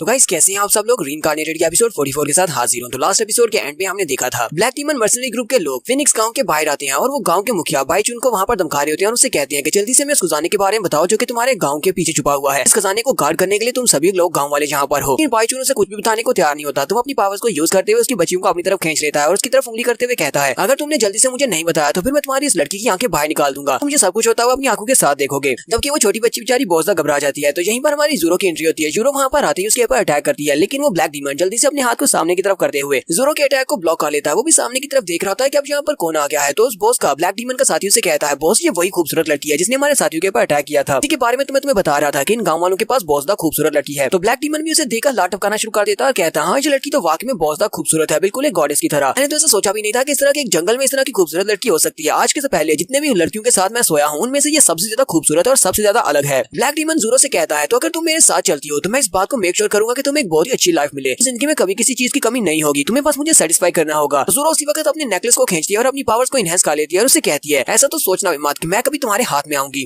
ब्लैक डीमन भी उसकी पावर्स को रिलीज होते हुए देखकर कहता है, इसकी स्ट्रेंथ तो काफी ज्यादा है, हालांकि ये काफी ज्यादा यंग और खूबसूरत दिखती है, लेकिन फिर भी इसकी स्ट्रेंथ जो कल्टीवेशन लेवल मेरे बराबर है। ज़ाउची भी दूर खड़ा ये सब कुछ देख रहा था, वो एक पेड़ के पीछे छुपा होता है। मोली ज़ाउची से कहती है, ज़ाउची इस लड़की ने तुमसे काफी कुछ छुपाया हुआ है, इसके गले में जो नेकलेस है उस नेकलेस को यूज करते हुए अपनी पावर्स को सप्रेस करती है, इसी वजह से तुम उसको काफी ज्यादा कमजोर समझ रहे थे, लेकिन असल में उसकी कल्टीवेशन लेवल इस वक्त ट्रू परफॉर्म लेवल पर है। मोली ज़ाउची से कहती है, ये सारे के सारे क्योंकि बैंडिट्स हैं और इनमें से किसी के पास भी स्पेशल प्रोफेशनल कल्टीवेशन स्किल्स नहीं है, इनके पास सिर्फ स्ट्रेंथ और कल्टीवेशन लेवल है, लेकिन इससे काम नहीं बनेगा। ज़ोरो को हमारी हेल्प की जरूरत नहीं है, वो अकेले ही इन सभी को हरा देगी। लेकिन साथ ही मोली ज़ाउची से कहती है, लेकिन मुझे यहाँ पर तीनों पावरफुल लोग सेंस हो रहे हैं और उन तीनों की पावर लेवल भी काफी ज्यादा है। वो तीनों भी इस वक्त अपनी ट्रू परफॉर्म लेवल पर हैं। अगर ये चारों मिलकर ज़ोरो के ऊपर अटैक करते हैं तो फिर उसके लिए इनसे फाइट करना काफी ज्यादा मुश्किल हो जाएगा। तो बॉस ब्लैक डीमन भी अपनी पावर्स को रिलीज करता है और अपने बैट को अपनी एनर्जी से कवर कर लेता है। वो सामने की तरफ देख रहा होता है, उसी वक्त ज़ोरो बड़ी स्पीड से आगे बढ़ती है और अपनी तलवार के साथ उसके ऊपर अटैक करती है, लेकिन उसके अटैक को वहां पर अवॉइड कर लेता है। लेकिन इस बात से वो काफी ज्यादा हैरान होता है कि ज़ोरो की स्पीड पहले से काफी ज्यादा बढ़ चुकी है। तो ज़ोरो से कहती है, क्या बस इतना ही कर सकते हो। इसी वक्त वो अपने बैट को घुमाता है और उसके ऊपर अटैक करता है। उसके बैट के अंदर से जबरदस्त स्ट्रेंथ निकलती है, नीचे का काफी ज्यादा ग्राउंड टूट जाता है और एक गड्ढा बन जाता है कि ज़ोरो जल्दी से जंप करते हुए साइड पर हट जाती है। ज़ाउची भी ये सब कुछ देखकर सोच रहा होता है, जैसा कि मोली ने कहा, इन बैंडिट्स के पास कोई भी स्पेशल स्किल्स नहीं है, इनके पास सिर्फ ब्रूट स्ट्रेंथ है और मुझे लगता है कि सीनियर सिस्टर बड़ी आसानी के साथ ब्लैक डीमन को हरा देगी। तो हमारी ज़ोरो वहां पर अपने एक स्पेशल स्किल को यूज करती है। वो अपनी तलवार को ग्राउंड के अंदर गाड़ कर अपने एक स्पेशल स्किल जिसका नाम मुनार्ड्स वर्ड होता है उसको यूज करती है और अपनी तलवार को ब्लैक डीमन की तरफ फेंक देती है, जबकि ब्लैक डीमन अपने बैट को सामने की तरफ करते हुए ज़ोरो की तलवार के अटैक को वहां पर ब्लॉक करता है। उस तलवार की पावर काफी ज्यादा होती है, जिसकी वजह से ब्लैक डीमन पीछे काफी सारे पेड़ों को तोड़ता हुआ दूर जाकर गिरता है और वहां पर एक जबरदस्त धमाका होता है। लेकिन वहां से धुएं के हटने के बाद दिखाते हैं कि ब्लैक डीमन काफी ज्यादा जख्मी होने के बाद भी उठकर खड़ा हो जाता है। ज़ोरो कहती है, ये तो बहुत ही बुरा हुआ, इस तरह के बुरे लोगों को एक ही अटैक में मार देना चाहिए, अगर इनको एक ही अटैक में नहीं मारा जाए तो ये खतरनाक हो जाते हैं। ब्लैक डीमन उठने के बाद अपने बाकी के तीनों साथियों से कहता है, जल्दी से बाहर निकलो, इस लड़की को मेरे लिए पकड़ लो और इसके अलावा गांव में जितने भी लोग हैं उन सभी को मार डालो, अब मुझे किसी की परवाह नहीं है। तो ब्लैक डीमन के बाकी के तीनों साथी भी जल्दी से वहां पर बाहर निकल आते हैं और हमारी ज़ोरो से कहते हैं, लिटिल ब्यूटी चलो जल्दी से आप सबमिट कर दो, अरे बॉस तुम्हें बहुत ज्यादा खुश रखेगा, वरना तुम यहाँ पर हमारे हाथों से मारी जाओगी। ज़ोरो भी उन तीनों को वहां पर देखकर काफी ज्यादा घबरा जाती है। ज़ोरो कहती है, ये तीनों भी ट्रू परफॉर्म ग्राउंड पर हैं, यानी कि इनका कल्टीवेशन लेवल भी सेम ऐसा ही है जैसा मेरा है, मेरे लिए अब ये काफी ज्यादा मुश्किल हो जाएगा इन चारों के साथ एक साथ फाइट करना। उसी वक्त पीछे से एक बॉम्ब उड़ता हुआ आता है, एक स्काई ट्रैमर बॉम्ब, जो कि उन तीनों के पास आकर गिरता है। वहां पर एक जबरदस्त धमाका होता है। ज़ोरो भी इस बात से काफी ज्यादा हैरान होती है कि अब ये बॉम्ब कहां से आया। वो जल्दी से पीछे की तरफ देखती है तो ज़ाउची उसका हाथ पकड़ लेता है और उसे कहता है, बिग सिस्टर चलो जल्दी से यहाँ से निकलते हैं। साथ ही ज़ाउची चलाकर सारे गांव वालों से कह रहा होता है, जल्दी से जल्दी अपने गांव के पीछे उस सील की तरफ चलो, हमें उस सील को ओपन करके उस टेंपल के अंदर जाना पड़ेगा ताकि हम लोग अपनी जान बचा सकें। ब्लैक डीमन और उसके बाकी के सभी साथियों ने स्पेशल बॉम्ब को पहले नहीं देखा हुआ। उस बॉम्ब के गिरने की वजह से वो लोग काफी जख्मी होते हैं और उनका देख रहे होते हैं, एक दूसरे से पूछ रहे होते हैं,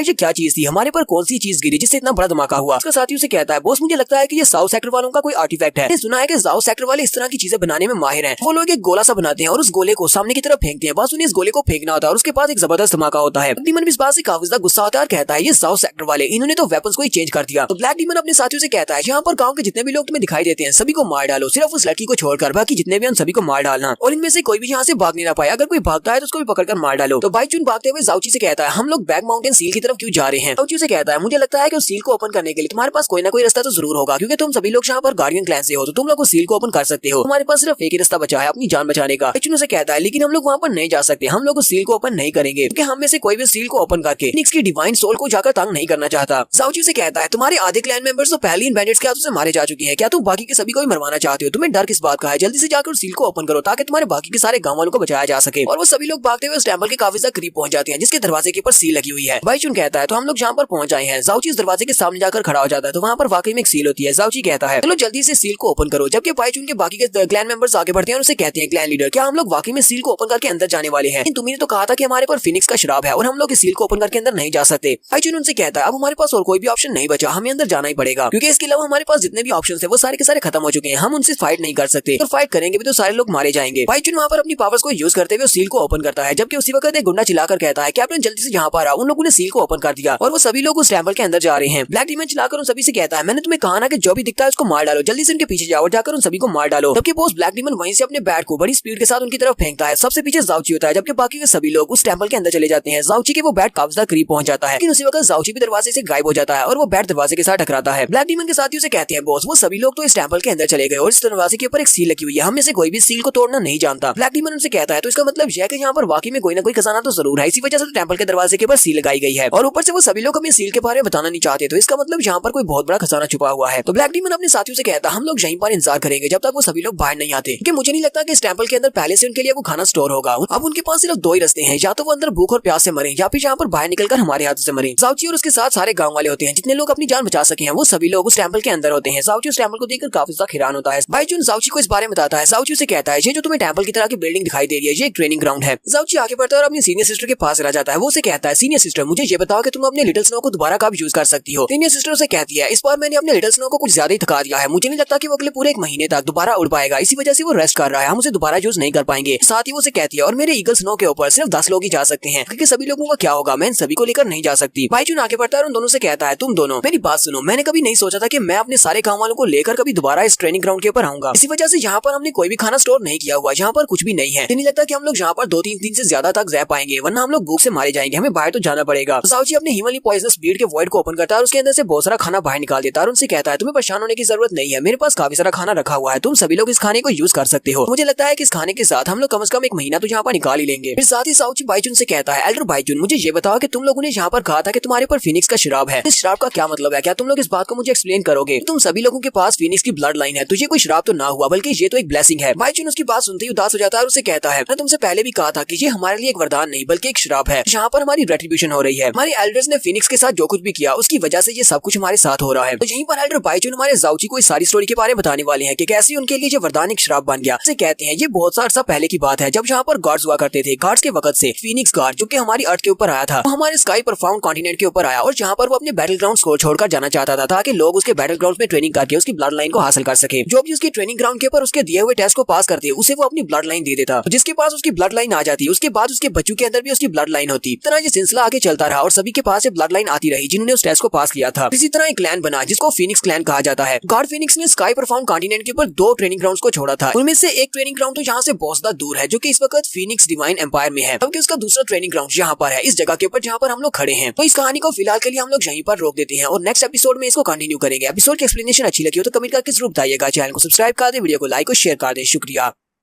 तो गाइस कैसे हैं आप सब लोग, रीइंकार्नेटेड के एपिसोड 45 के साथ हाजिर हूं। तो लास्ट एपिसोड के एंड पे हमने देखा था एल्डर बाइचुन अपने फिनिक्स के एसेंस के बारे में कहानी सुना रहे होते हैं कि कैसे एक फिनिक्स गार्ड इस अर्थ के ऊपर आया था स्काई परफाउंड कॉन्टिनेंट के ऊपर और जहां पर उसने अपने 2 ट्रेनिंग ग्राउंड छोड़े थे। एक ट्रेनिंग ग्राउंड इस वक्त डिवाइन फिनिक्स एम्पायर में है तो सभी लोग उस ट्रेनिंग ग्राउंड को यूज कर रहे हैं, जबकि दूसरा यहाँ पर इस जगह के ऊपर है जहाँ पर हम लोग खड़े हैं। इस वक्त जो battle ground divine phoenix empire में है वो लोग उसको बहुत ही अच्छे से इस्तेमाल कर रहे हैं और सिर्फ इस्तेमाल ही नहीं कर रहे बल्कि उन सभी के पास डिवाइन फिनिक्स की पावर्स भी हैं और ब्लड लाइन की पावर्स की वजह से वो लोग बहुत ज्यादा पावरफुल हो चुके हैं और उनके क्लैन का एक नाम है यानी कि वो बहुत ज्यादा टेरिफाइंग हद तक पावरफुल है। दूसरा ट्रेनिंग ग्राउंड जो कि हमारे ब्लू विंड एम्पायर में है यानी कि ये वाला ट्रेनिंग ग्राउंड, हालांकि इस ट्रेनिंग ग्राउंड को हमारे एंसेस्टर्स को ढूंढने में काफी ज्यादा देर लगी, काफी लंबे अरसे के बाद उन्हें ये ट्रेनिंग ग्राउंड यहाँ पर मिला, लेकिन जब हमारे एंसेस्टर्स को ये ट्रेनिंग ग्राउंड मिला तो उन्होंने इसको यूज करते हुए ब्लड लाइन की पावर ली और वो सभी लोग बहुत ज्यादा पावरफुल हो गए। जाउची बाइचुन से कहता है तुम्हारे कहने का मतलब क्या है कि ये सिर्फ एक ट्रेनिंग ग्राउंड है, इसके अलावा यहाँ पर कोई भी खजाना नहीं है, यानी कि यहाँ पर डिवाइन फिनिक्स ने अपना खजाना नहीं छुपाया। बाइचुन से कहता है हाँ तुमने बिल्कुल ठीक कहा, हमारे एंसेस्टर्स के लिए यही एक खजाना था, हमारे एंसेस्टर्स ने जिन्होंने यहाँ पर इस टेस्ट को पास किया था उन्हीं के पास फिनिक्स की ब्लड लाइन आ सकी और उस वक्त हमारे एंसेस्टर्स इतने ज्यादा पावरफुल थे कि उनके पास डिवाइन फिनिक्स की ब्लड लाइन होने की वजह से ब्लू विंड एम्पायर को भी डिवाइन फिनिक्स एम्पायर का नाम दिया जाने लगा था, लेकिन अफसोस हमारी एक गलती की वजह से ये सब कुछ खत्म हो गया। जाउची से कहता है तुमने जिस तरह बताया कि यहाँ पर पूरे के पूरे एम्पायर का नाम चेंज किया जाने वाला था तुम्हारी फिनिक्स ब्लड लाइन की वजह से, तो फिर तुम सभी लोगों की हालत ऐसी क्यों हो गई। बाइचुन से कहता है हमारा सेक्टर यहाँ पर अकेला सेक्टर नहीं था, हमारे अलावा यहाँ पर हजारों साल पुराने भी सेक्टर्स थे जो कि बहुत ज्यादा पावरफुल थे, वो सभी लोग किसी नए उठने वाले डिवाइन फिनिक्स सेक्टर को इस तरह से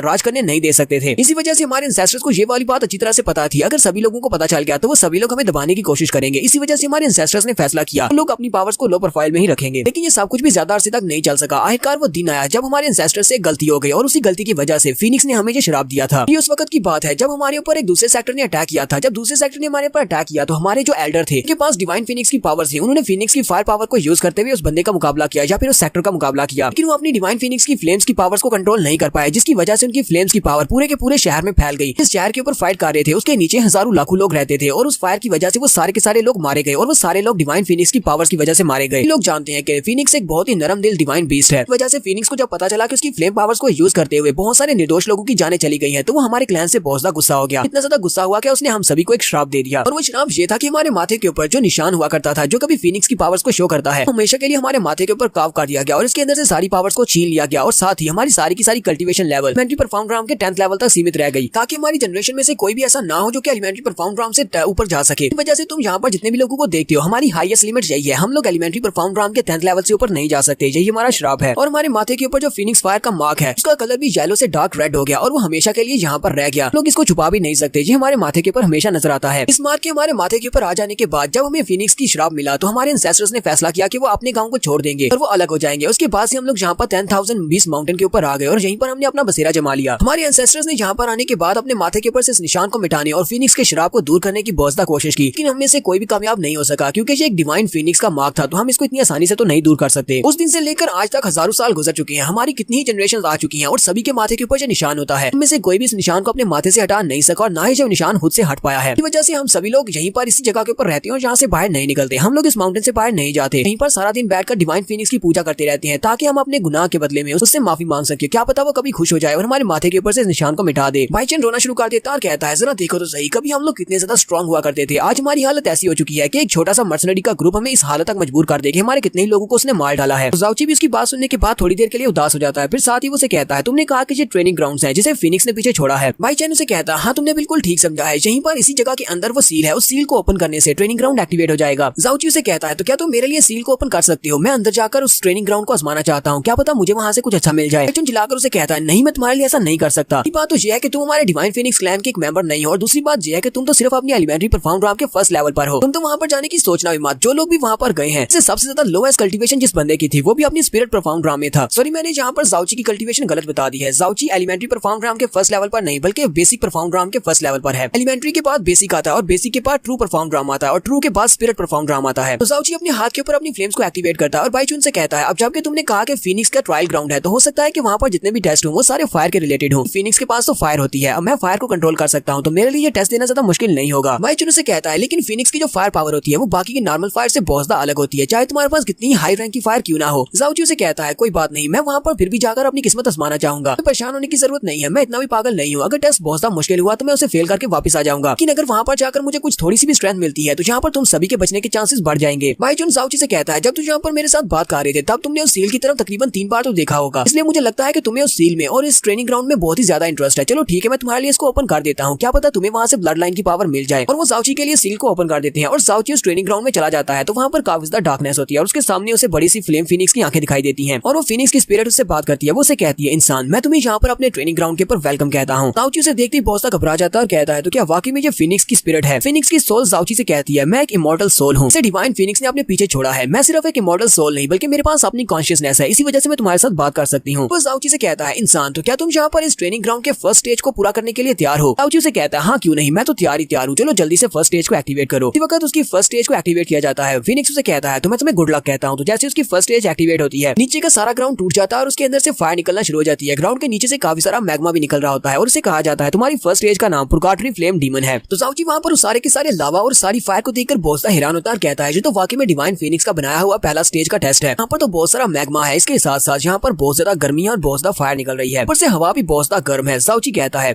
है इतनी ज्यादा गर्म तापमान और इतनी ज्यादा तेज हवा जो कि बहुत ज्यादा गर्म भी है, ये तो वाकई में मेरे लिए बहुत ज्यादा रिफ्रेशिंग है। तो जाउची वहीं पर काफी ज्यादा खुश हो जाता है। जाउची कहता है, मेरे पास क्योंकि फायर एट्रीब्यूट है और चाहे यहाँ पर फायर कैसी टाइप की क्यों ना हो, मेरे पास फायर से कंप्लीट इम्यूनिटी है। जाउची इस बात से बहुत ज्यादा खुश होता है कि उसका पहला टेस्ट यहाँ पर फायर के रिलेटेड है क्योंकि वो फायर को कंट्रोल कर सकता है। हमारा जाउची इस फायर से बिल्कुल भी नहीं डरता क्योंकि वो फायर उसको जला नहीं सकती। वो आगे बढ़ता और कहता है, पहली स्टेज के बारे में बताया गया था कि इस स्टेज का नाम पुरगाटरी डीमन है और मुझे लगता है कि यहाँ पर मुझे किसी बड़े से डीमन को मारना पड़ेगा कि यहाँ पर तो कोई भी डीमन नहीं है, लगता है कि वो मुझसे डरकर भाग गया होगा। मोली चिल्लाकर उसे कहती है, बेवकूफ जल्दी से अपने पीछे देखो। तो जाउची पीछे की तरफ मुड़ता है तो मैग्मा के अंदर से एक बड़ा सा मॉन्स्टर निकल आता है। जाओची से देखते ही बोसदा घबरा जाता है और कहता है ये मॉन्स्टर तो बोसदा बड़ा है। मोली जाओची से कहती है ये तुमसे एक लेवल अप है, ये ट्रू प्रोफाउंड फायर बीस्ट है। मोली जाओची से कहती है यहाँ पर इस बीस्ट को हराना काफी ज्यादा मुश्किल हो सकता है क्योंकि ये मैग्मा से बना हुआ है और यहाँ पर तो बोसदा मैग्मा है। आसपास बहुत सारी फायर की है, अगर ये यहाँ पर जख्मी भी होता है ये दोबारा से अपनी एनर्जी को रिप्लेनिश कर लेगा। जाओची वहीं पर खड़ा खड़ा मोली की बातें सुन रहा होता है कि उसी वक्त वो बड़ा सा मॉन्स्टर अपने मुंह से एक बड़ा सा फायर बॉल फेंकता है सीधा जाओची के ऊपर। वहाँ पर एक जबरदस्त धमाका होता है। जाओची वहाँ पर जोर जोर से चिल्लाना शुरू कर देता है। वो वहीं पर खड़ा होकर चिल्ला रहा होता है। उसके बाद मोली चिल्लाकर उसे कहती है बकवास बंद करो, तुम यहाँ पर चिल्ला क्यों रहे हो जबकि तुम्हें पहले से पता है कि ये फायर तुम्हारी बॉडी को जला नहीं सकती। तो हमारा जाओची मोली की बात सुनने के बाद जल्दी से अपनी बॉडी की तरफ देखता है और कहता है हाँ तुमने बिल्कुल ठीक कहा, मैं तो बिल्कुल ठीक हूँ, मुझे तो कुछ भी नहीं हुआ। हमारा जाओची जल्दी से जंप करता है और उस मॉन्स्टर को पंच मारने के लिए आगे बढ़ता है। तो जाओची वहाँ पर उसके करीब पहुंचने के बाद अपनी इवल सोल गेट को ओपन करता है, यानी कि फर्स्ट मेरिडियन को ओपन करता है जो कि इवल कार्ड की 7 मेरिडियंस में से एक है और वो उस बीस्ट को एक जबरदस्त पंच मारता है। जाओची उसको पंच मारने के बाद पीछे हटता है तो उसके ऊपर ज्यादा कुछ असर नहीं होता। जाओची कहता है मेरे पंच ने इसके ऊपर ज्यादा असर नहीं किया, इसका मतलब मैं इवल गार्ड की इवल सोल पावर को इसके ऊपर यूज नहीं कर सकता। मोली जाओची से कहती है अगर तुम इसी मूव को यूज करते हुए पूरे 1 साल तक इसको पंच मारते रहो तभी मुझे नहीं लगता कि तुम इसको मार पाओगे, इसलिए तुम्हें यहाँ पर कोई और प्रोसीजर यूज करना पड़ेगा। जाओची मोली से कहता है अब जबकि बेसिक राम का कोई बंदा इसके सामने फाइट नहीं कर सकता और मेरे पंचेस इसके लिए बेकार हैं, फिर मुझे किसी और चीज को यूज करना पड़ेगा। वो अपने पास से टाइगर सोल स्वर्ड को बाहर निकालता है जो कि वो जाओ सेक्टर से चोरी करके लाया है। जाओची कहता है चलो देखते हैं। जाओची अपनी तलवार के साथ अपनी इवल सोल की पावर को मिक्स करता है, साथ ही फायर पावर को मिक्स करता है और ऊपर की तरफ जंप करते हुए उस मॉन्स्टर के ऊपर एक स्लैश लगाता है। वो उस मॉन्स्टर के कंधे के ऊपर स्लैश लगाता है तो उसके कंधे पर एक बड़ा सा कट लगता है जिससे वो मॉन्स्टर भी चलाना शुरू कर देता है। जाओची कहता है ये तो कमाल हो गया, मेरी तलवार ने उसकी बॉडी के ऊपर डैमेज दिया, मतलब ये है कि ये स्वर्ड काम की है। नेक्स्ट एपिसोड में हम लोग देखेंगे क्या जाओची ट्रेनिंग ग्राउंड के सारे लेवल्स को पूरा कर पाएगा या नहीं। एपिसोड की एक्सप्लेनेशन अच्छी लगी हो तो कमेंट करके जरूर बताइएगा। चैनल को सब्सक्राइब कर दे, वीडियो को लाइक और शेयर कर दे। शुक्रिया।